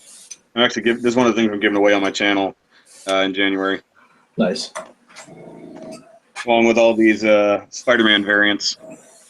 Yeah. If y'all like Marvel. So what you think of the new Spider-Man trailer, by the way? Oh my God, so good. The Robert Downey Jr., like including him in that, is the best idea they could possibly have. Yeah, that's definitely going to make people want to see it as well. I mean, off the bat, I want to see it. Like, I told one of my customers at my job, I'm like, hey, you need to watch this, like, right now. I actually like Tom Holland. He's actually a really good Spider-Man. He's the first one that we've had that's actually in his teens playing a teenager. Yeah. I'm not going to I like the last Spider-Man. I actually really enjoyed it, especially the first one I really enjoyed. I didn't really care for the second movie, but I still overall liked it more than Tobey Maguire. Or, you know. The first Spider-Man was good, but then the Amazing Spider-Man outdid the rest of the Spider-Man sequels. Yeah. It made actually Peter Parker seem like a genius because he actually had to invent his stuff. That's what I liked about it. He wasn't just like bitten by a spider and amazingly shot like webs and stuff. I was like, no, I don't think that's right. Yeah. See, I like the idea that he figured out what the webbing was, figured out how to create it on his own, instead of just being a mutant. Yeah. Sorry, gifted person. Oh. Can't say mutant, it's Sony. Let's not offend the superheroes now. No, forget offense, it's just copyright infringement. You can't say mutant. Oh, yeah. Wait, Hey, Kevin. Fox has mutants, that's right. Testing. Yeah, we can hear you. Oh, you guys can hear? Okay. Oh, there we go. Now it's switching. Okay, cool. I was gonna say, Kevin, when you're showing something, you can actually go. If you click that little down arrow on your where it says "you," you can go on present to everyone, and it'll stop doing the automatic switching while you're in that mode. Well, I'm on my phone, so it's a little bit different. Oh, okay. In that case, if you're on your phone, then like while you're showing something, like you just have to keep talking, and then it'll keep it Like on. that? That made me big. I don't know if you guys are seeing only me though. Yeah, now I can see only you while you're talking. And then as soon as you stop talking, it switches over to whoever has the noisiest room kind of thing. That'd be dang. Debbie. Dang, dude. I did it. It won't be the first time I'm playing for everything. There we go. Yeah, okay, that's good because then next time I'll do that. Guys, I do have a question for you though. So I paint using either Tamiya acrylics or Mr. Hobby, right? So it's either acrylic or lacquer. But what I've seen is a lot of guys are using like enamel for their panel line wash. Now I have the Tamiya product for the black panel line wash, but I figured let me mix up a gray one using these two enamel paints, right? Got some Model Master white and black, but is there some kind of a benefit to doing it using enamels, or is it better to do? Because I saw what a lot of guys are doing is that they will take Tamiya acrylic and then thin it with lighter fluid and use that.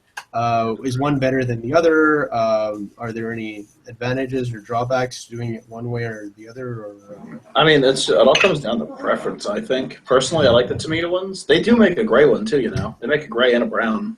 Yeah, I know. I saw them, but I figured since you can mix your own, maybe I could just try that and then see if I'm happy with the results. Yeah, I mean, that way works perfectly fine, too. I used to do that a lot. Like I said, just make sure you have like a nice, really smooth gloss that you're going to go with the panel lining over first. Because if you do if there's any kind of like flat in it, it'll bleed through horribly. Okay, I've never done it that way, so I don't know. I only panel line directly on the plastic. I only hardly ever do full paint jobs on anything. Oh, really? Oh, Yeah. I see. Okay. And I use Gundam marker for most of anything. Panel line marker. Okay. Yeah, I got rid of all my Gundam markers a long time ago. Hey, it works pretty good. I mean, the big I was showing you off was almost entirely Gundam marker. Like I also like using I-Mix like the actual like enamel paints that you would use for like canvas painting. Yeah. I mix them to get the I mix that with like an enamel thinner or whatever, and I'll do like an entire just a flat out wash. I did that with like a lot of my ship models. If I can actually send it to you guys, is there anywhere I can post that? You can actually go on screen share. It's the easiest way. So Okay, well, let me make sure I have the picture up first before. I was going to say, you should be able to drop it in there so we can see it. yeah, Dane, if you could just minimize Pornhub while you do that, that'd be great. No. I just don't Minimize? What do you mean? Yeah, I just don't know what kind He's of. got a whole separate screen for that. You kidding me? Oh, okay. Okay, that's fine. That's cool. Then it's been taken care of. Yeah, see, his headset's actually not for us. It's for the pool. It's for the ladies. Maybe not that extreme. Okay. See, I don't. When I do washes, I use I've got the Gundam marker pour type panel markers, and that's what I've been using lately for any kind of panel washes. But like I said, I don't usually do it over a painted surface.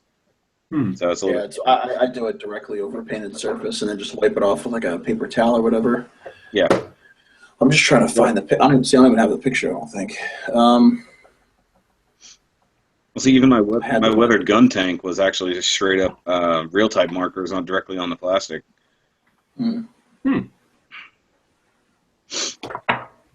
Thought I had pictures. I guess I don't. I lied. You had pictures. Yes, had. You probably posted them on the group and you just forgot. Yeah, probably. But my question is, like, so if I have let's say I have an acrylic base. Okay, so the base coat is acrylic. Now on top of that, is it cool if I panel line with acrylic that's been diluted with lighter fluid?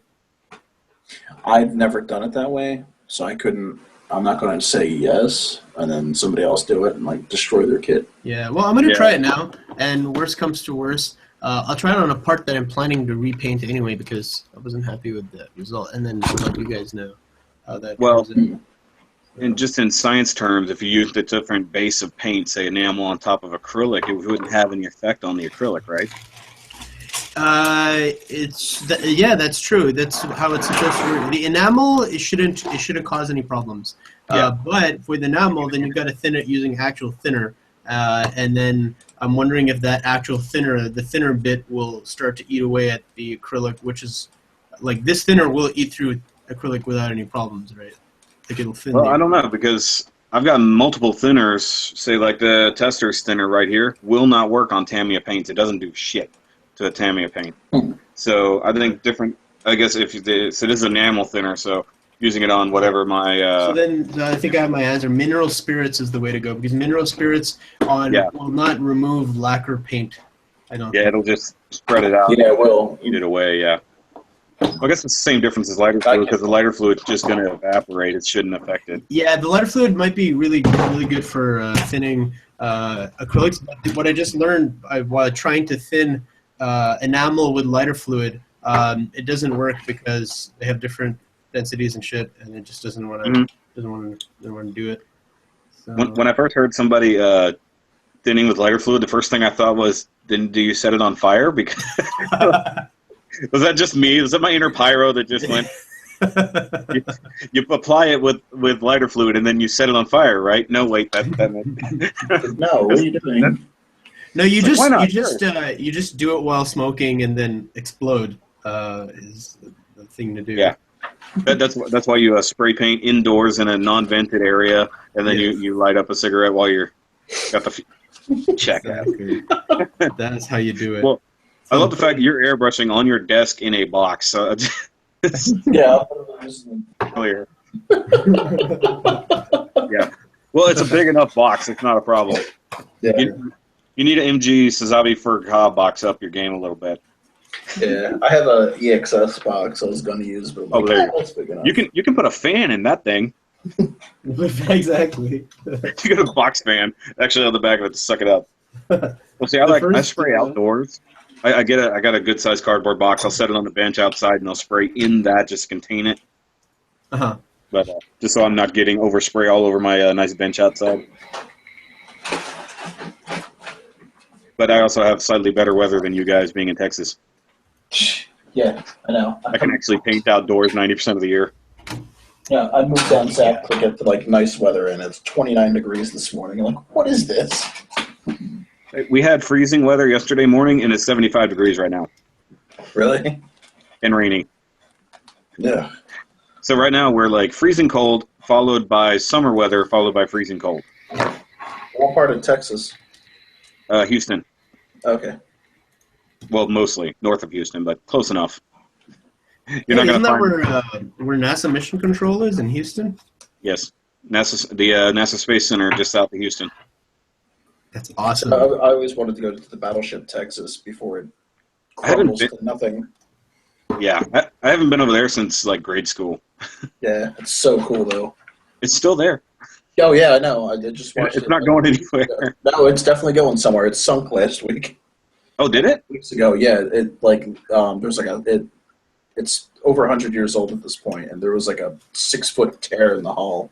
Oh, you know what? I heard somebody was talking about it, and I completely missed it. And I went because it was right along the time with Pearl Harbor. So I'm like, which battleship are you talking about sinking? It's December 7th. Yeah, it was totally the Texas like half sunk, and I'm like, oh no. Well, it was pretty much landlocked anyways. Can't they just like pump out the water and try to get it back up, fix What's it? the thing? They put a neoprene patch on it, which looks horrible. But it's got like 7 patches on the hull at this point. It's like they need to put it in a dry dock and actually fix it the right way. They just can't raise the money because I guess nobody cares, which is unfortunate. There's not enough support for our monuments. I'll be totally honest on that. Most of our shit just falls apart. Yeah, like I said, I'm in North Carolina, and the battleship here, they're actually building a dam around it that they can drain so they can patch it instead of having to move it to a dry dock. Yeah. It's a lot cheaper. Basically, make a lock and drain it out. Yeah. Well, see, that's what I thought. I thought the Texas was actually landlocked, like it was in its own pond. Now it's in salt water, which is why it's in such bad shape. Oh, jeez. Yeah. I get that they're right there. They're in Galveston, or close enough to Galveston. Yeah. But jeez, come on, guys. Yeah. Just come on. I went. I guess I was still in high school. We went to Seawolf Park, which was, I think, it's an old sub. I can't remember if it's not a U-boat, but it was actually pretty neat. Except I hit my head on everything during that tour because it's a submarine. Oh shit! You got to duck. Yeah, it's like I went on the Intrepid when I was little. Even like the North Carolina, like I hit my head on so much crap with that shit. Yeah.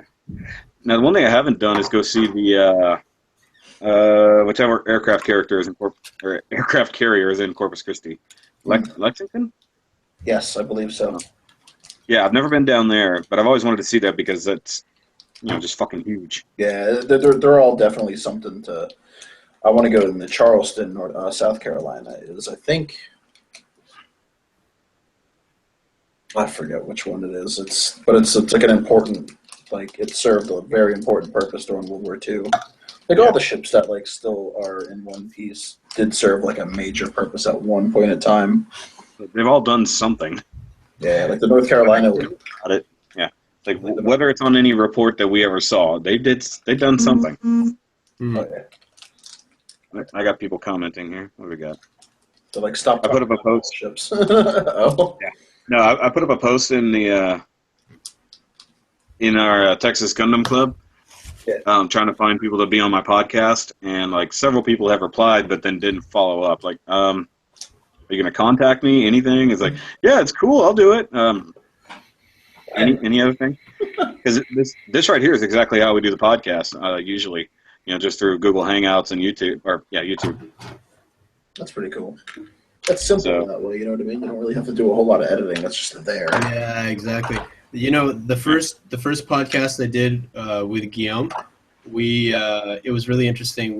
I had met him never because he was always working on weekends because he's a security guard, and so I said, okay, so why don't you come over to my place on Sunday? And it's at that time it was an audio podcast, like last September.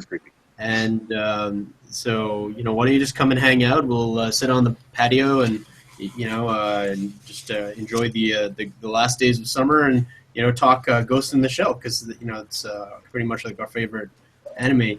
And so I'd never met this guy before. Okay, so this dude who I've never met before shows up at my house. We start doing a podcast, and we podcasted for 3 hours, like 3 hours of recording. And, and it ended up taking me something like 16 hours to edit this into some format that was like ingestible into YouTube, and it was absolute torture, man. Because it's audio only, right? You're recording it on a handheld recorder, voice recorder. Now, if you upload that as is on YouTube, what are you gonna do? Like, you have to turn it into a video file, so you need to put it through in a video editing software, and then you have other issues that come up. Like, okay, if you just have one static image there for the entire podcast. That's boring, right? People are not they're not gonna appreciate that. So then I had to find images for like what we were discussing, and it just forever. It took so long. So I know. I started doing this live streaming thing, and it's cut out all the editing time, and the file becomes available instantly. So there's no uploading either. Oh yeah. You know, so that because it's recording immediately. It's recording directly to YouTube. it's recorded exactly on the server side, so it saves a huge amount of time. It's the only way for me to do this. Because What we normally do, because I learned to do this from the other guys, they download the file and then do all the same audio editing. It's a straight audio recording because they all want to remain anonymous. And if it wasn't for pretty much knowing you guys from the groups already, I wouldn't care. But if this was actually the real podcast, there'd be no video contact. Of course, I can cut that out, but yeah, like if you go watch mine, the first Shoki Nerdcast, it's 2 hours long, and like we didn't even get through all of the topics. We only got through 2 topics, and it was still 2 hours long. Yeah. And it took me a day and a half to edit it all. Like I didn't have to cut much out, but like you said, finding all the pictures. Yeah. I downloaded movie trailers prior to that, and then edited them slightly, and was hoping for no copyright hits. And then 3 out of the 5 I put in there got hit with copyrights. Yeah, they're really bad at that. Well, here's the funny part. The company I did not expect to release the copyright was Sony. And Sony actually said, you know what, never mind, you're just using it for a review. And then it was DC that wouldn't let me use Wonder Woman or the Batman Lego movie trailer. They wanted that money. They actually fought my dispute, and they said it could go farther, but I have to talk to someone. And I said, so. And I even made a comment in when because I had to re-edit it to remove those trailers.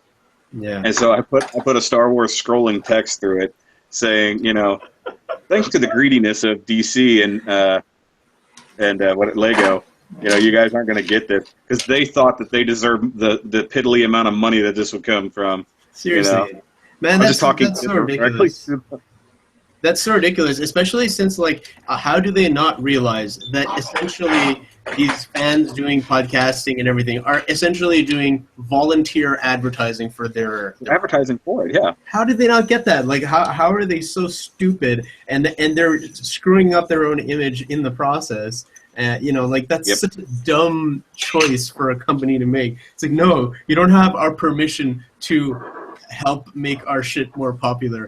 Fuck you. Don't have that attitude. That's just stupid attitude to have. I don't know why they...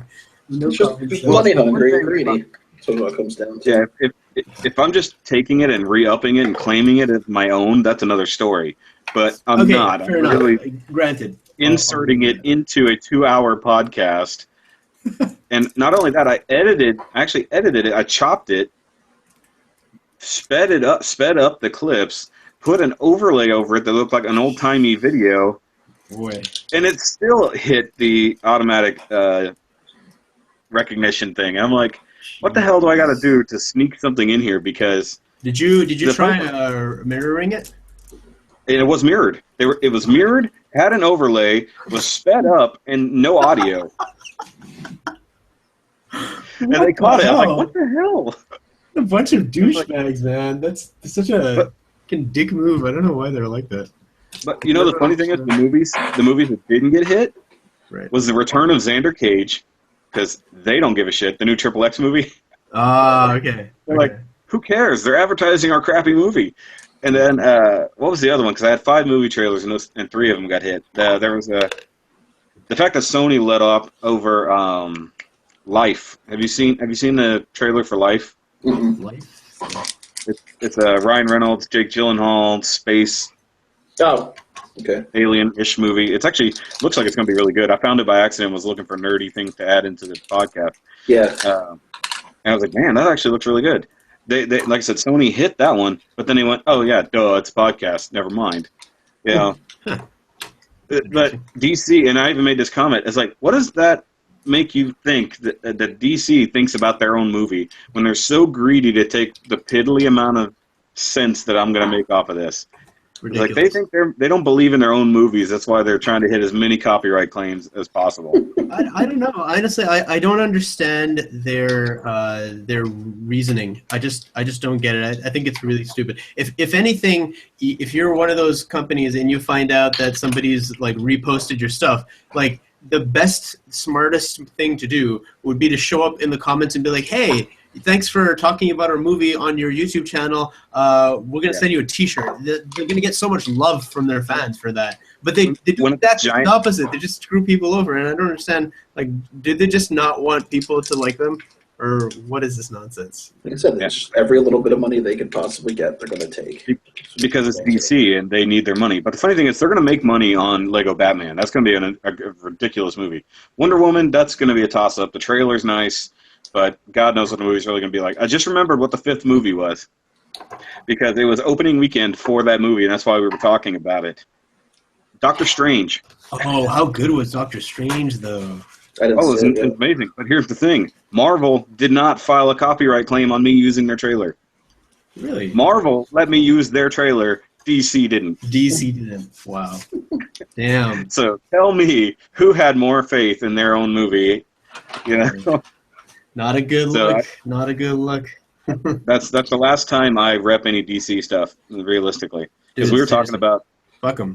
while we were doing that is what the nerd news segment, and we were talking about Suicide Squad and Batman v Superman, and it's just like, yeah, great trailers for building hype, Yeah. but turn around and the movies were nothing like they advertised until they released the Ultimate Edition or whatever that's completely unedited and makes the movie make sense. And the fact that with Suicide Squad, now we're getting the extended cut this week. Right. Which I'm going to call the Jared Leto cut, because it's actually going to have him in it. Yeah, let's face it. Like, he's probably one of the most well-known DC villains. Yeah, let's just cut the Joker down to less than 10 minutes of screen time, and make the movie about Harley Quinn instead. Like, oh, jackasses! And the fact that they greenlit a Harley Quinn solo-ish movie before ever getting the release and any amount of money yet for Suicide Squad. I'm sorry, dude. I can't. I'm so tired of, just Harley Quinn.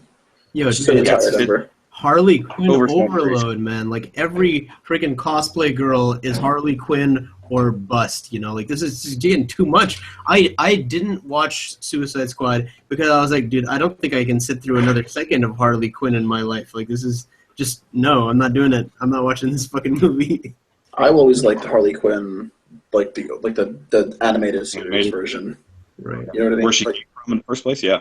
Yeah, that's my favorite Harley Quinn. I can't stand just the skanky looking. Yeah. The new version. Yeah. Yeah, but I like the fact that at some point, she fights her own over-sexualization in the comics.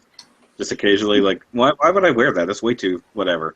But I like the fact, at least in this movie, she's wearing booty shorts or whatever. But, she's wearing a T-shirt, not a low-cut whatever, or a bra, just running around fighting, or actually making crime. Making crime. This is pretty much Making crime. Or I'm sorry, as Firefly would say, doing crime. doing crime. That's it. What are we doing? Oh, crime. Crime. That's good. Sorry, hardcore brown coat here. Let me tell you what.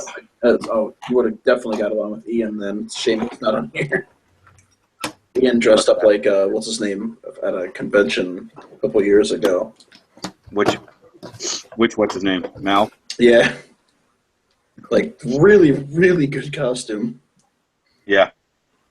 Did you see, you ever watch Castle? Yeah, he did that. He's like, what are you doing? He's like, Space Cowboy. Space Cowboy. Weren't you that 5 years ago? Yeah, But I liked it. I finally just watched, yeah. I finally just recently watched Firefly about a couple months ago, to be honest with you. No, really? Yeah. And Not everybody finds it, man. Hey, How I watched good is Serenity first. Firefly? Yeah, same here. Really? Yep. I did. Yeah, I saw Serenity first and then realized I had to go back and watch Firefly. Mhm. But that's the same thing I did with Gundam Wing. I saw Endless Waltz first and then went back and watched the series, Let me tell you what. which I is a hate weird these way to stupid bags on this full armor Gundam. I should have just left them off. the trash bags. Oh my god. See, I don't have the MG. I only have the HG, so I don't have to worry about it. Yeah. Once I start in a scale, I don't change it up. Like I got IBO, I have only HG IBOs. I skip the 1/100s. They were enjoyable. I really liked them. I mean, they're good. Don't get me wrong, but I started in HG. I wasn't going to mix it up because I have a ridiculous IBO display behind me. So, I couldn't intermix them. Yeah. Let's see. Let's see. I'll show you guys real quick. I forgot I'm not wired. I can do this. All right, hold on. I am slightly wired. I put my headphones on for no reason. Where is it? Oh, okay. Sorry, I have my 00 display as well. I have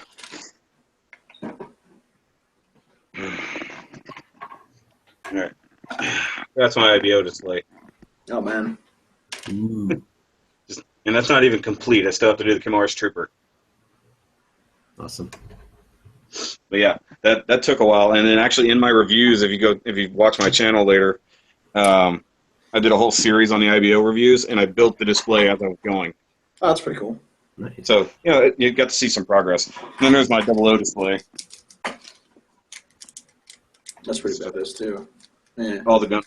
But because I got the master grade versions, they got their own display. I'd like to track down the old 1/100 ones. I've seen them done nice. Like people put like master grade hands and like master grade style decals on them, and they actually look really good. Well, they reprinted them all now, so you can get them. Yeah. Because a buddy of mine was looking for those instead of the HGs. Or Right, they're all. I guess those are no grade HGs. Someone recently hooked me up with the old with the no grade Mercurius and V8 1/144 scale ones. So like that's definitely going to be a big project in my future. Yeah. Yeah. You know what sucks? You saw that IBO display? I have to do the IBO Season 2 display as well. That's going to be ridiculous. I think I got out of IBO, to be honest with you. I think I got like I started watching it and I got really excited and I was really enjoying it, and then like I don't know, I just like as like time went on, I like fell off of it. Like I just didn't really enjoy it that much anymore. Well, that sucks. It's really good. Yeah, it's actually awesome. I enjoyed it a lot. It admit that there was a bit of a lull at the beginning of season 2, like just kind of nothing happening at the begining. So I'm letting a few episodes go by so that I don't know, something happens. I'll probably end up doing like I did with 00. I'll wait until it's completely over to start watching it. Just binge it. Yeah. Yeah, actually, Dan the Plastic Man, he likes the 00 kits, but he's never watched more than the pilot episode. I'm like, dude, you've got to watch 00. I really enjoyed 00. Yeah, dude, I watched the pilot and I was just like, where is this? Like, this is kind of cheesy. Like, the writing seems cheesy. I hope it gets better because, I don't know, the main character seems like just a typical, like, Camille. He's basically another Camille from Zeta. And I'm just wondering, like, man, this doesn't seem very original or very interesting, but I hope it gets better with time. Oh man, Setsuna is a psychopath. I love Setsuna, but he actually evolves, and that's why I like it. No pun intended, but the fact that he eventually learns to connect to people, he doesn't just stay as a disconnected killing machine. Yeah. Yeah. See, I haven't even got to the part where he becomes a killing machine yet. I was just like, man, this kid is like 12. Where's this gonna go? Yeah. Oh, you only saw the intro when he's just the kid soldier. Wait, I'm thinking of. I'm not thinking of 00, but I'm thinking of another one. Sounds like you're. No, I'm thinking of Unicorn. I watched the first episode of Unicorn, and I was like, this is so cheesy, and I'm not feeling that Gundam vibe. It just feels like a bland, anonymous show with robots. It's funny. I actually got out of Gundam for a couple of years. Seed ruined me. I got completely out of it because of Seed. Yeah, I remember your first few posts, like, I don't know, beginning of this year into last year, and you said, "Hey, I'm back into Gundam." That was a couple of years ago, yeah. And I'm like, you know what? I just can't do it. Yeah. Like I got really excited. I got the action figures when they came out. Like I got the action figures before I saw the show. Like obviously, I waited till Cartoon Network for it to come on, and I'm like, I can't get into this. It's like, it's bad. I forced myself to watch it. I was like, I can't do it. Yeah, like the first episode of Seed. Also, I found like it's just really cheesy, and I mean like I like the idea of like the what's happening in the universe with all the solar panels and like they've solved the energy problem. So I thought, okay, cool, wow, some thought went into writing this. But then like when they're, I don't know, there's something about the dramatization that was just like it feels like a kid show basically. I don't know, I wasn't feeling it. I don't know. I didn't like the animation. I didn't like the characters at all. The only character I liked was the guy that was pretty much like a knockoff Ramba Raw. Oh yeah. Well, I mean, Seed was definitely of its time. It's like it definitely fit in that 2003 time. Yeah, it was what it was. You know, I mean, the Gundams were cool, but they were very derivative. You know, there's almost no original anything in that whole I series. think my favorite design from that series is the Duel, which a lot of people say is the most boring looking one from that series. I'm like, that's fun. Duel's awesome. Yeah, I love the Assault Shroud. It's funny, I didn't like Seed, but I enjoyed Stargazer. Stargazer was interesting only because that Gundam was interesting. Yeah. Story was My favorite series will always be Stardust Memory, though. I love 0083. Dude, absolutely. Stardust Memory is beautiful, man. It's such Any- a good show. Anybody that asks me what if I want to start watching Gundam, I was like, watch this. It's not long to give you a quick explanation of what you're watching in the beginning. You know, the show in the end of the 1 Year War. And I was like, and if you like the movie Top Gun, then yeah, this is Top Gun with robots. See, I had it on my computer. I watched like the first 2 or 3 episodes, and I got out of it. I was like, "Is this gonna get somewhere?" But then again, I was still fresh into Gundam, and I've never really seen anything from the actual Universal Century. Mhm. And I say actual because I don't buy what Turn A did at the I end. love Turn A. I thought it was so good. I just don't. I don't. To me, every Gundam does not fit in the same universe. I'm Yeah. sorry. I don't buy that. I say they're at least mostly separate. Yeah. That's just me. Because how can, just putting it out there, how can G Gundam exist in the same timeline as everything Yeah. else? It's like, Yeah. Like you can kind of understand Wing and Double X and Wing and X being in the same series almost. The mech designs are very similar. But yeah, I don't know. it's like, how many times have we restarted over and over and over at this point? It's clearly thousands upon thousands of years that mankind has started over to keep coming back to Gundams. But at some point, they ended up with G Gundam. Yeah, it's like they keep starting over and over again, but they keep coming up with the same looking giant robot. Well, isn't that the point of Endless Waltz? It's the same beats. You know, same beats just keep cycling back and forth. Yeah.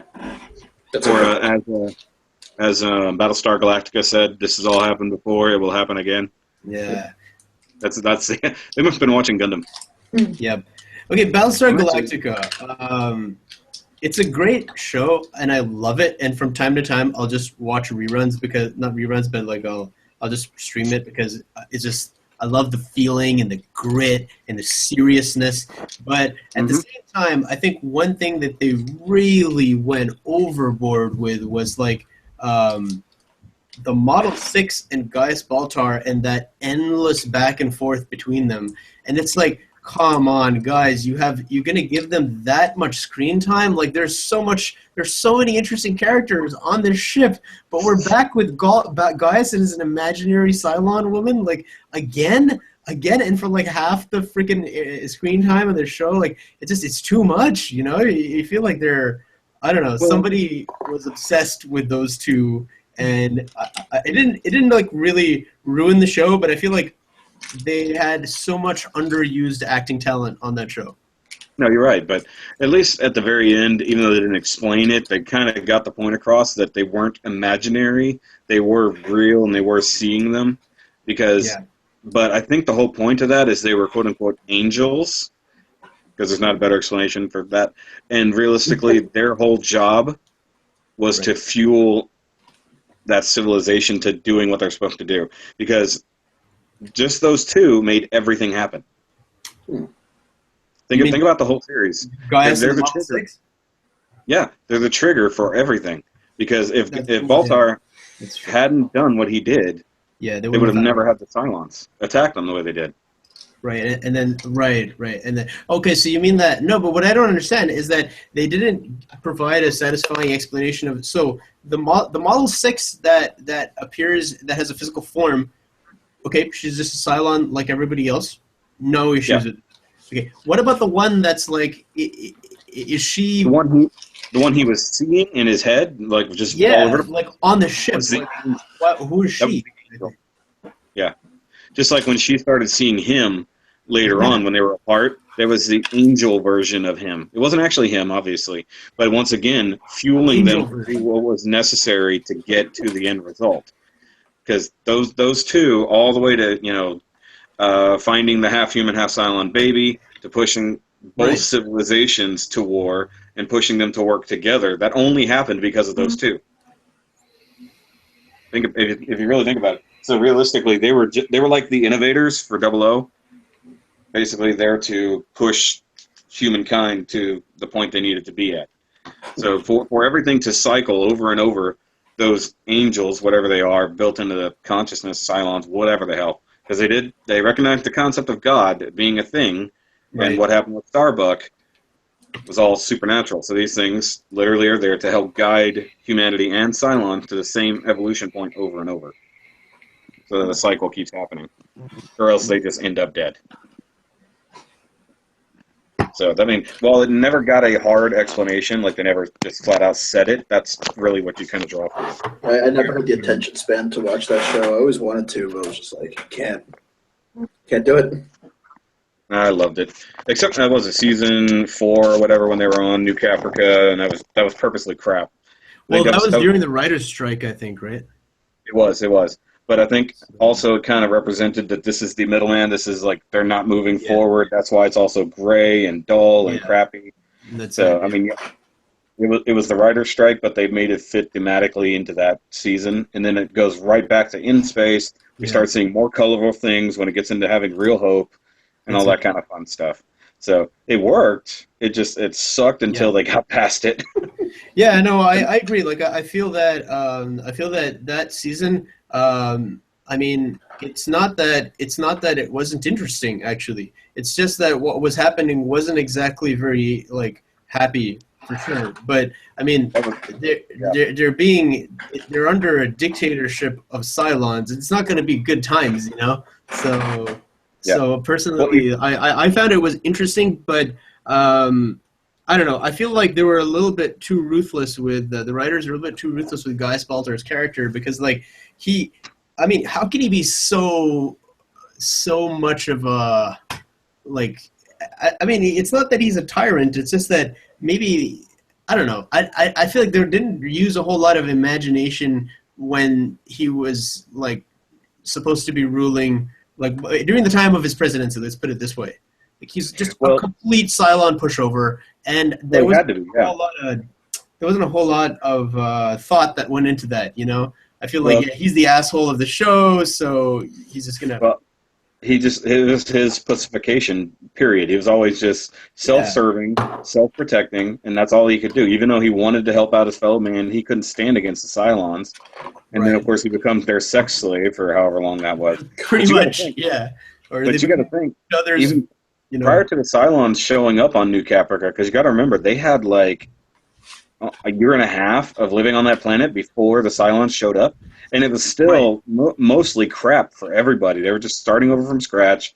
The air wasn't great. The water wasn't great. Yeah. You know, but they eventually got there. It was weird, but you're right. I mean, it's just the whole idea is I think it was just they've given up, and that's kind of what they were showing in the lack of everything. And then some people were happy, some people were having a future, but then we also got what's his name, Fat Apollo. So at the same time, so.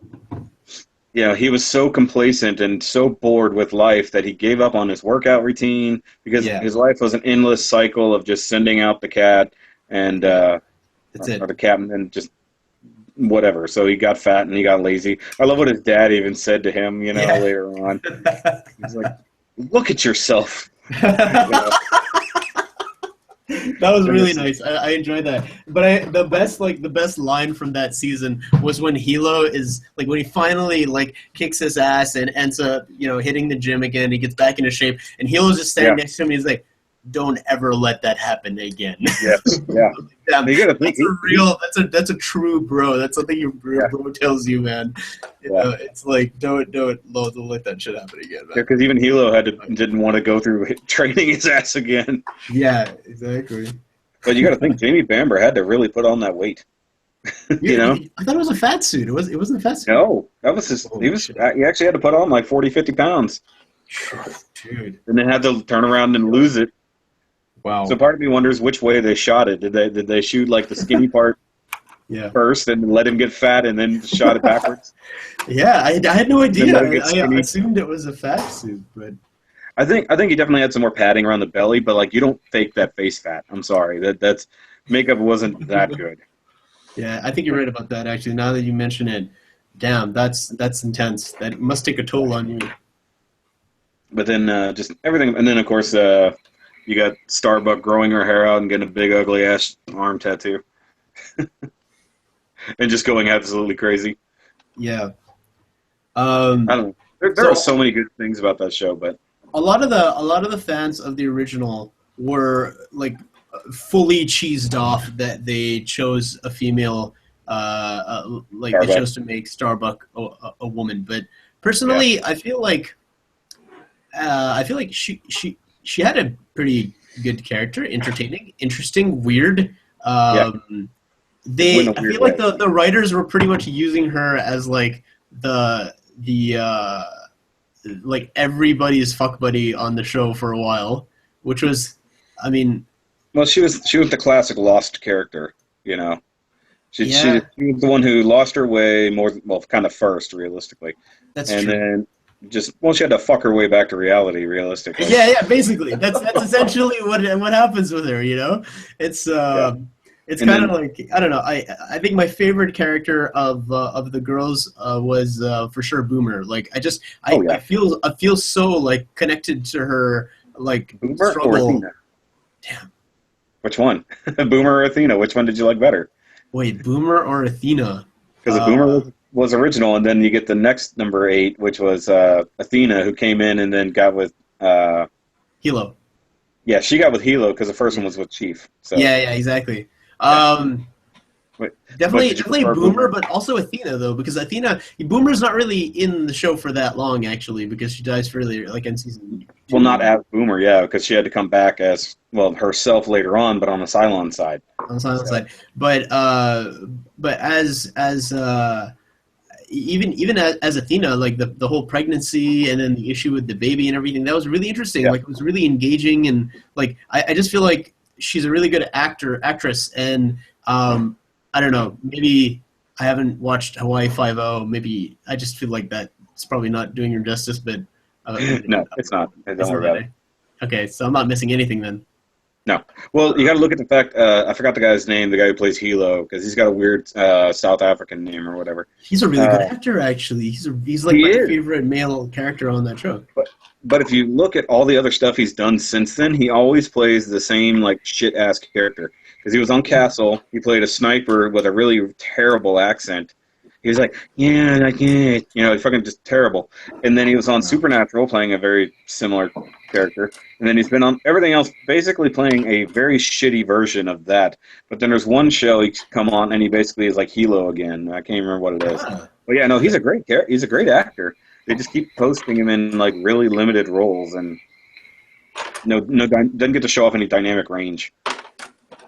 But I'm glad that Edward James Olmos is pretty much retired from acting after Battlestar. I think that kind of killed him. Yeah, but Edward James Olmos is he's such a talented actor. Like especially the first time I saw him was in Miami Vice, and he just has so much presence on screen with practically no lines of dialogue. And I mean, maybe it's just like the complex, like I don't know, weathering on his face. It gives us this like the panel lines and everything. Like it gives him this like this guy has been through hell and back. He's like this battle-hardened badass. And he always plays that. Yeah. Yeah, Even in what is it? Blade Runner. that's right. He But was he's in Blade Runner too. much younger though. But I didn't realize Yeah. he even had the what happened to his face way back when. I don't know if it's scars from Yeah. something or what, but yeah, he even had it in Blade Runner. So I thought that was like an old age thing. 'Cause I Yeah. hadn't seen him in a whole lot. I knew of the character. I knew of the guy. I just didn't know his much younger self. So, but let's see, the guy who plays Chief. I can't remember his name now, but he's He's a a really good Canadian actor. actor, I think. I can't remember his Yeah, name, but they're almost all Canadian actors. The Canadian or South African or Israeli. It's really weird. yeah. But no, he's really great, and he's like a huge nerd. Like on the outside, That's so cool. he's been on Tested with Adam Savage, actually What? building Battlestar Galactica models. What? Pretty awesome. Yeah, Dude, it's that's so great. 'Cause cool. he was building a Cylon because he thought it'd be great. The Chief was building an actual Cylon. But I love that episode. It's so great. I cannot think of the top of his name. Not Doug, but either way, he's awesome. Hell, he's Yeah. been on The Flash and a few other things since then. Really? Yeah, he just bounces around doing whatever.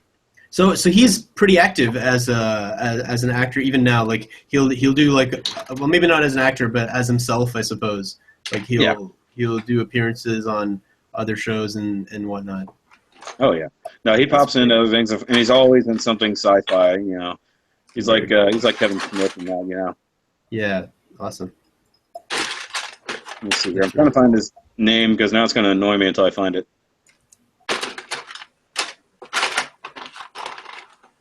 No, it's Alton Brown. If you guys don't follow Tested on YouTube, it's an amazing Yeah, no. follow. And now that Adam Savage is retired from MythBusters, he can do so much more. It's great. Yeah, I feel like he could really come into his own on his YouTube channel of all places. But Tested is a really cool show. It's freaking amazing. There was an episode where they went and they were at a model like a hobby show, and they had a company that makes the replicas of the cinema models they used, the filming model for Star Wars, and unbelievable stuff. They're huge. They're just enormous, and the detail is just out of control, man. Unbelievable. So that was a real treat to watch. Oh, there's his name. I thought Doug was part of his name. It's Aaron Douglas. That's his name. So I was close. Okay. But yeah, no, it's a great. Actually, that's an hour-long episode just because they had so much stuff. I actually learned some fun techniques just in painting from watching that, like using difference between gloss and flat on different panels to even on the top of the same paint, just to give it different color schemes, stuff like that. And then actually that's where I learned panel washing and the same thing because Adam built a Cylon Raider, but then did it with some gunmetal and some normal grays. And then it was a great episode. I almost want to go watch it again. That's right. He started out by building an actual little figure of Chief Tyrrell and painting it to match. That was actually really good. That's so cool. So they built 2 or 3 models in that episode. That was actually really good. But I love Adam's incognitos when he goes to Comic-Con and builds a costume or whatever.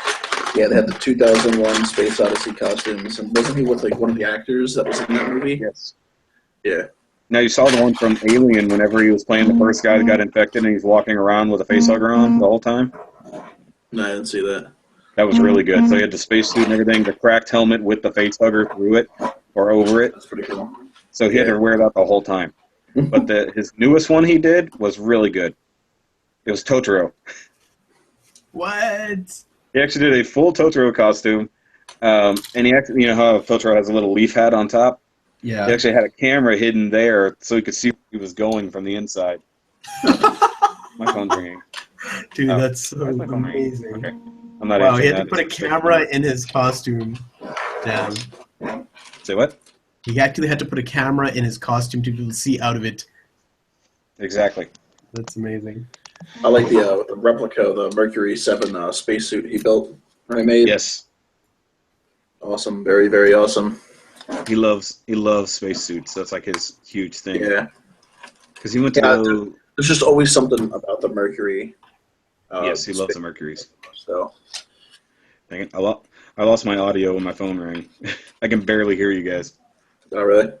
Yeah, that's because the phone ringing trumped the micro or the speaker Oh. because I forgot to turn off notifications and sounds because I'm a dummy. Yep, and there's voicemail.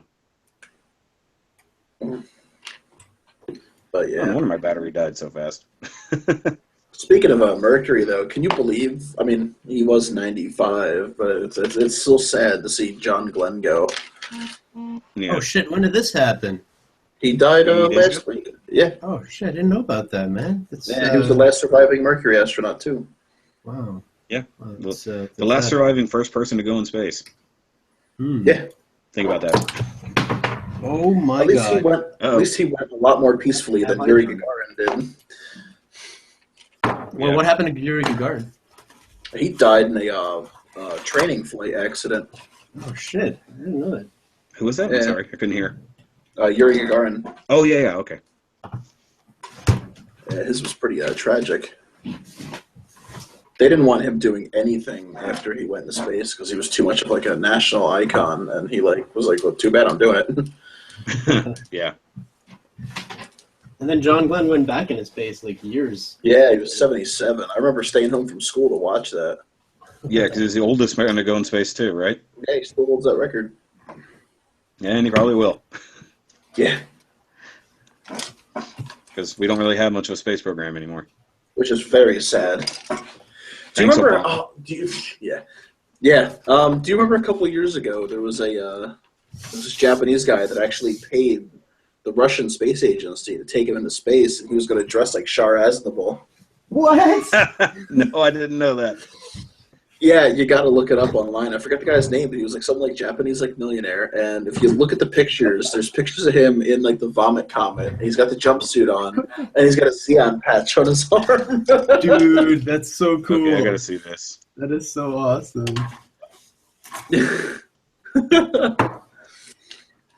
Okay, I Yeah. just dropped like what else was in here of like panel line wash that I just made all over my floor, my khakis.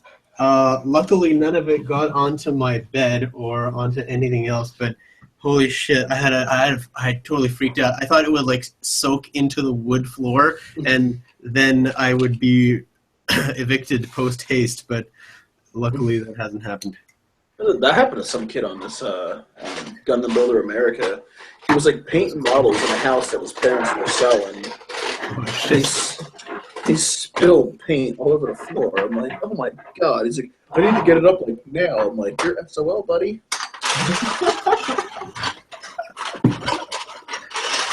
All right. Okay, so not too bad. Oh my god. Okay, I found the guy, by the way.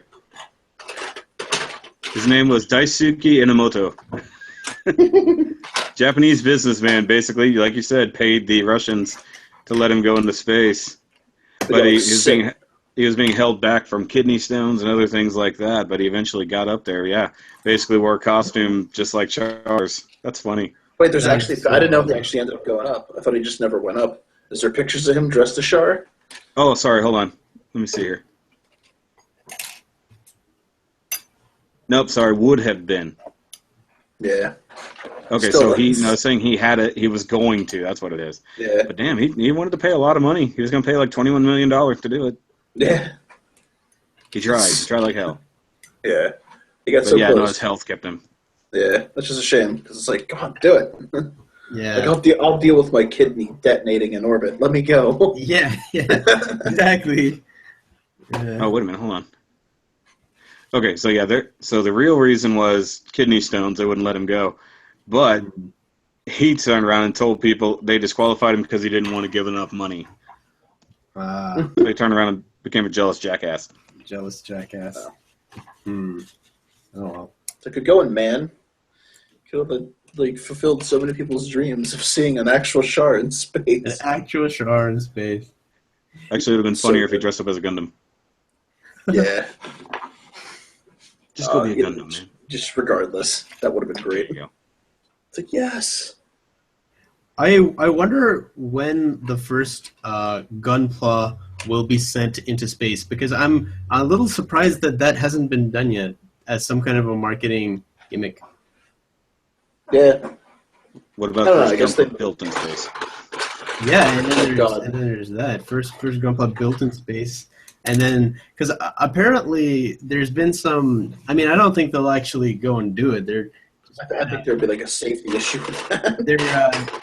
They're at some point the Liberal Democratic Party of Japan did some kind of a press release where they had done some research and said, with today's technology, we could actually build a Gundam. And we've figured out that it'll cost $5 billion to build a Gundam, Well, and we better get on it. it can be done. But basically, they were trying to get the nerd vote, and trying to get people to start paying attention to politics again. It semi-worked, but in the end, what they did is they started building like the one scale, Gundams in Odaiba. Which is going to be taken down soon, actually. Yeah, I wonder what's up with that, March. because it's been getting them a crap ton of, They're going to be putting something else there, another Gundam probably. so you They think said it'll be back, right? they're building a new one, eh? To take its place. Didn't they say that it would be back around 2018 though? Yeah, but this one's going to be able to move. Yeah, no, I know that. Yeah, exactly. Uh, And in the next iteration will be moving, is what I recall hearing.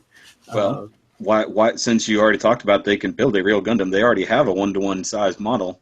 Right. Let's just motorize the damn thing. That's what everybody thinks they're doing. Right. No. But what I mean by when they budgeted building a real Gundam, I mean putting actual like gas turbines in it and having it fly around and shit. No, but yeah, because I saw that where it broke down what all the different parts would be, how much they all cost.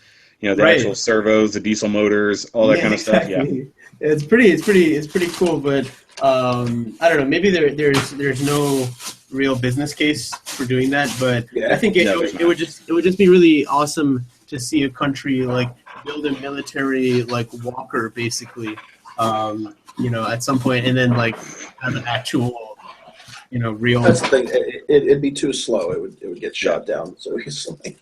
Yeah, that's what I wonder about. Like the. What do you think about it? That's the point of mobile suits in Gundam, were originally like with the Minovsky particles being like discovered, it essentially like completely crippled all long range like weaponry. Yeah. Well, everybody always says that a giant bipedal thing, it's just pointless in any kind of battle, realistically, especially if it's that size. But that's what I figured, that it would just be too slow to like its reaction time would be too slow. Like why not just use a multi-role fighter which can which is super fast. How about we build a robot hey guys, that could turn into an airplane? Hello. This is Dan the Plastic Man. Oh hey Dan. Hi guys. What's up, man? Just I was checking. talking you up earlier. Just checking in for a brief moment. Getting ready to go galaxy hopping, but I saw your message, so I figured I'd pop in for a minute. Yep. Thanks for joining us. I have a YouTube channel, and every Sunday we do like a kind of building hangout where we build Plamo stuff and Gunpla stuff, and it's nice to meet you. Pleasure to meet you. I actually just posted my latest mail call, which had an RE and 5 high grades in it. So. Oh yeah. Nice. Haven't seen it yet. Cool. I just I was subscribed to telling your them about the channel. MS report. Thank you. And if you want to, not to toot my own horn, but I've got a giveaway going on for my hitting 500 subs. So you've got a couple days if you want to comment on that and get entered for one of 6 SDEX standards. And every single one of them is random. I'm super down. Yeah, absolutely. Yeah. I'll do that right now. We got some good Gundam fans here, Dan, and I know I don't actually know your name, Anime Deco. It's Ali. Okay, he was My full actually name is interested. Anis Ali Khan. Some people find Anis difficult to pronounce, so just call me Ali. It's my middle name. Okay, That works. but he was potentially interested in being on the Gunpla report or the MS report one day. That would be pretty cool. We'd have to just get everything set up as it should be. But, you know, the more the merrier. I'm always happy to have new guys on.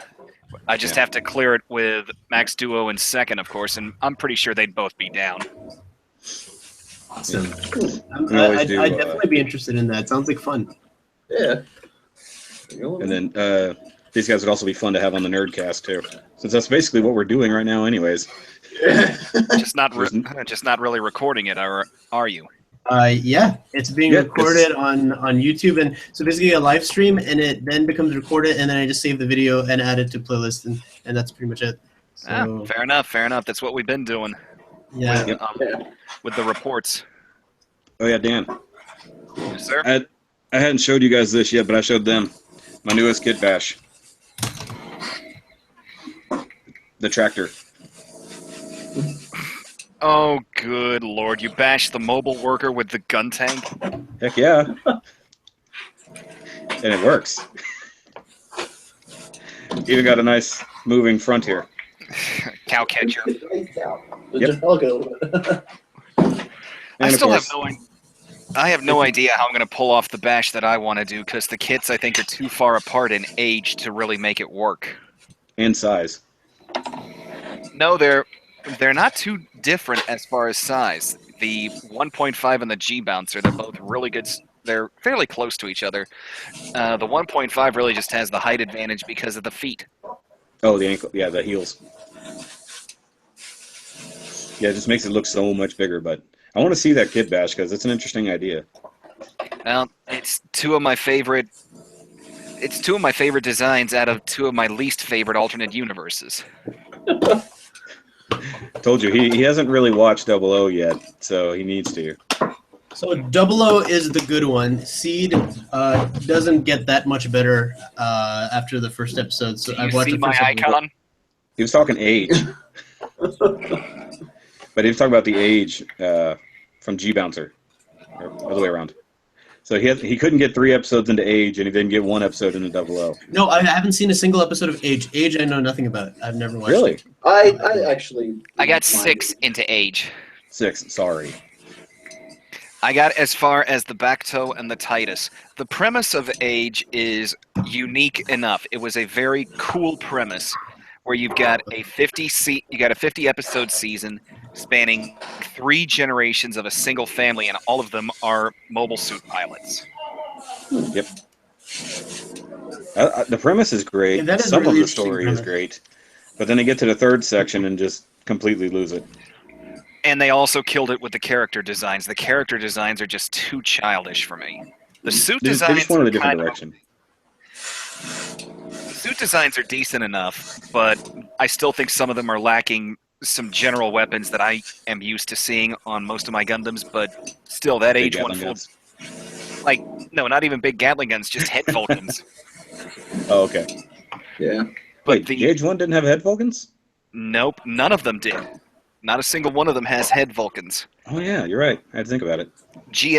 Has head Vulcans, but none of the actual Age Gundams have head Vulcans. And I know it's silly, but it's just that's my style. So that's what I like to see in my suits. It's some kind of like a last minute offensive weapon. Just a last ditch, something to take out an eye camera or something. Yeah. Pretty much. They don't even have traditional V-fins. I don't know. I enjoy that. See, the V-fin thing doesn't bother me. Like I know that's why a lot of people don't like the G self, the turn A, or you know, I don't know. To me, I don't mind the V-fin. Well, being different. G-Self was weird just because it had horns. I love it. No V-fin at all, just horns. Personally, I love the G self design. Probably my favorite original Gundam design in the last couple of years. I actually like the G self more than Barbados, to be honest with you. The G self is unique enough, but the Barbatos, it's okay. The Lupus is probably the best rendition of that suit so far. Yeah. Yeah. See, I like the. I just had a brain fart. What was it? The G Lucifer as a very unique looking Gundam. Mm-hmm. To look at it, you will never know that's actually supposed to be a Gundam, and definitely no V-fin in sight. Yeah, and it has Moonlight Butterfly. Yeah. Which is very cool. Actually, I need I to don't- review that kit because my girlfriend built it. I haven't reviewed it yet. I built it. I was gonna do what's it called? Ava 1 colors on it. Oh yeah. Yeah, I thought about it, but it's still just sitting in the box. I got probably one of the most intense versions of the G Self, and that's about it as far as I can stand from Reco. I got the Assault Pack model, so Yeah, I just picked up the perfect pack, which I'm gonna be painting. Yeah. Eventually. the Perfect Pack is loaded with a lot of cool clear pieces. Yeah. It's just that Well, I'm gonna actually be painting them. I don't really care for the clear. I'm gonna be doing an Alclad with a candy blue over top. Yeah. nice. Yeah. I actually kind of want the assault pack, and I want to put the either Virtue or CeraVe in it. Yeah. 'Cause just big Well, guns. we did a team build off on Gunpla Builders like last year, and I was gonna pick that up, and I was gonna do like a straight up battleship theme with it. Yeah. What are you working on, by the way, Dane? I'm working on the full armor Burka. Oh, that's right. Okay, so you're actually working on the thing that you're spraying in.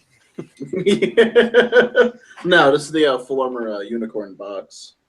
Which one? The box that I'm spraying into is the full Yeah. armor. Sorry, remember my audio's messed up.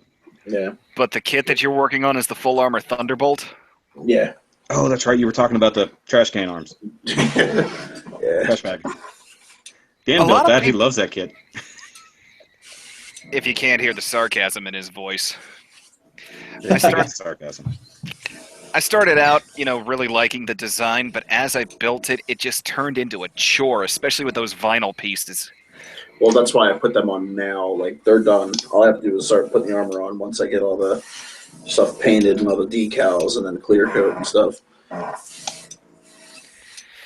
It just turned into a chore for me, and it's good and it's unique for what it is. I'm somewhat dreading the Psycho Zaku, even though I ordered it because Well, I good feel like news my about viewer- that, looking at Zach Aurelius posted like his video and stuff, and I watched it. The inner frame looks like it's going to be 2.0 Master Grade Zaku. Oh, good. and I haven't even I've not built an MG Zaku at all. I've built You need to So pick you're up starting one with the of most ridiculous one. them. Highly recommend. Anybody asks what to build for Master Grade, I automatically recommend the 2.0 Zaku Master Grade. It is probably built two one of them. I like the it. best Master Grades you can get.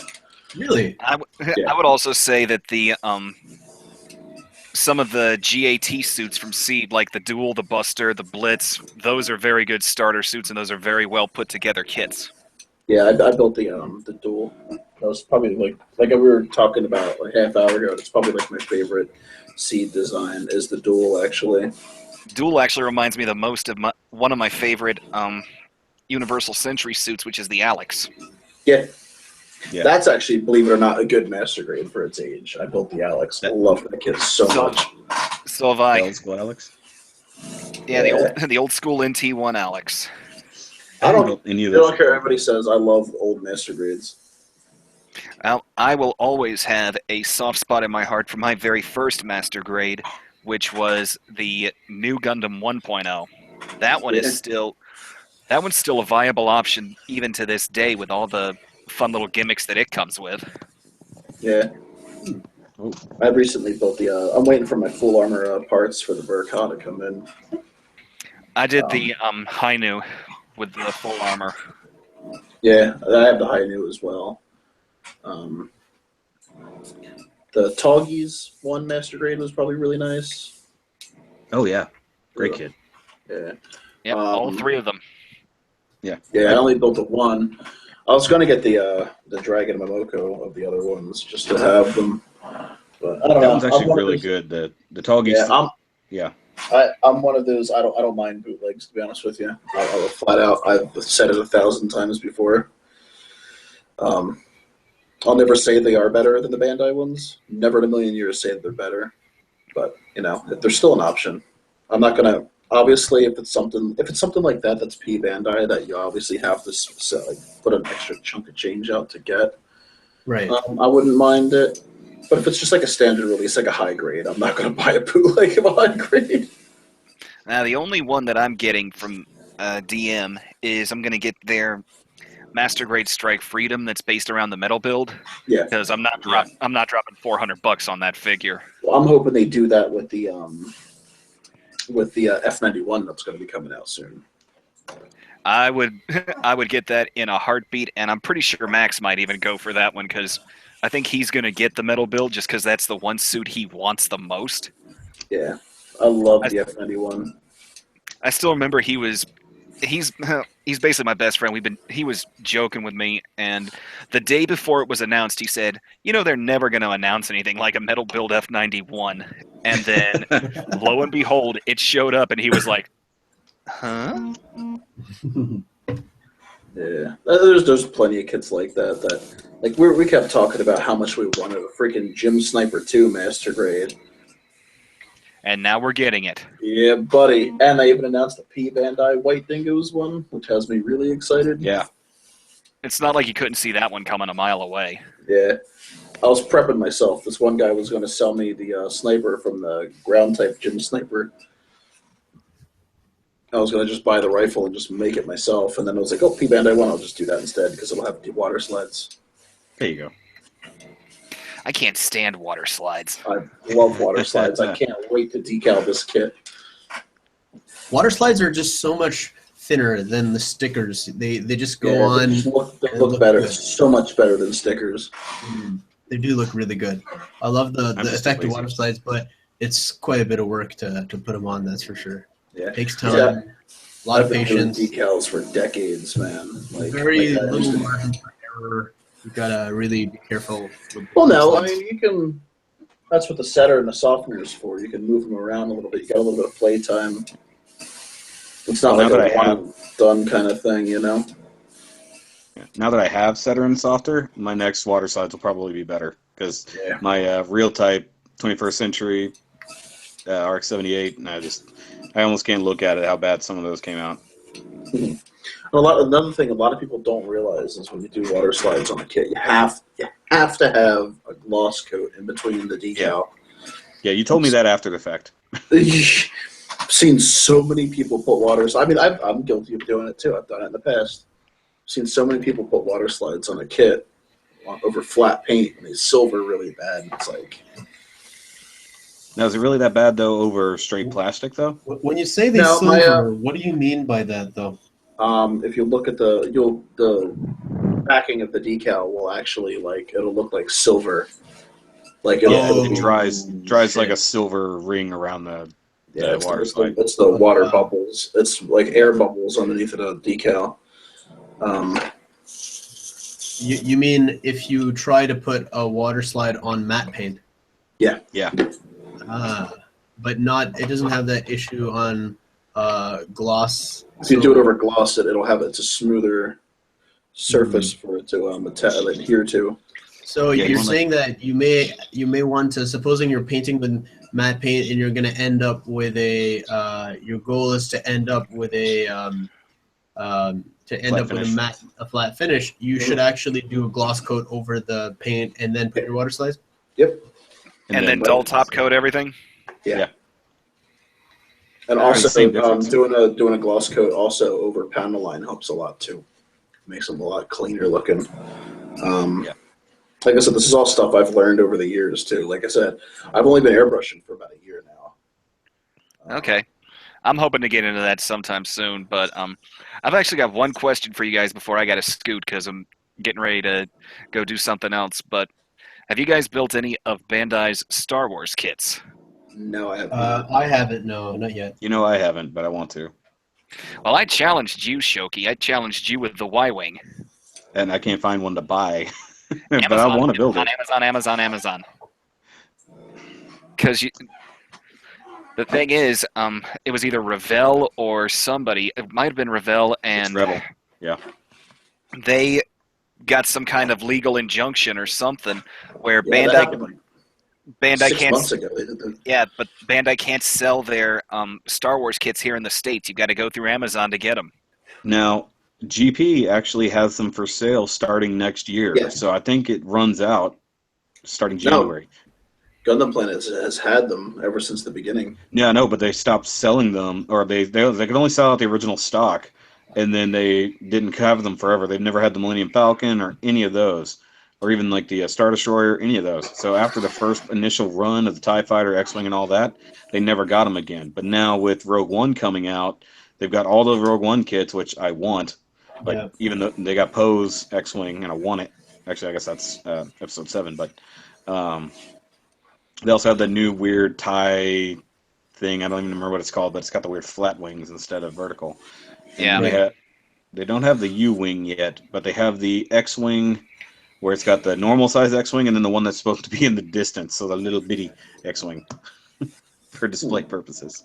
Yeah. But I guess starting next year in January they can actually sell them again, or they're getting new stock, I should say. So maybe whatever that injunction was is now up, because I'm planning on pre-ordering those when I finally have money again. Dan, you know what I've been going through with work.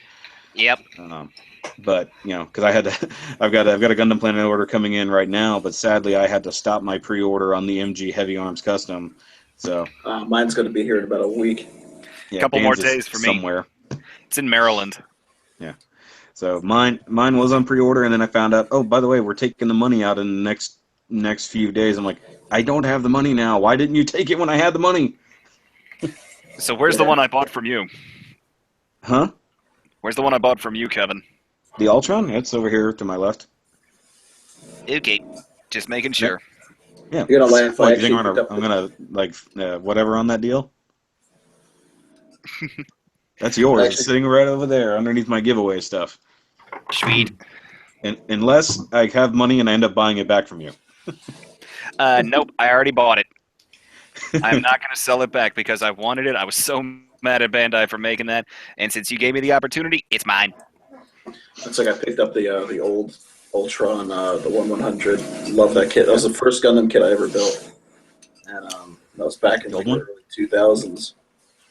Nice. Yeah, the old 1/100 high grade. Yeah. Love it. It was a pleasure talking to you guys. I got to scoot right now, but All right, man. until we do this again. Yep. Yeah. See you later, Dan. Alrighty. Likewise. Thanks for stopping by, Dan. No worries. Bye-bye. Bye. Later. All right, guys. I've got friends waiting for me at a yakitori restaurant, so Yeah, time for me my to go and fiance have wants some to talk chicken. to me on Skype. Yep. And my girlfriend's in the living room waiting for me. Yeah, and my dad just put up Christmas lights. So I'm gonna go check that out. Oh, fun. Yeah. Nice. So, all right. Nice talking to you guys again. Yeah. Yep. Take care, guys. Until next time. If Later. you're gonna feature me in this, make sure you use my actual name, but don't tag me as Shokio1. Okay. Sure. Yep. No problem. So I'm cool. Okay. So that way I don't get my personas crossed. It's all good. All right, dude. All right, guys. See you guys. See you guys later.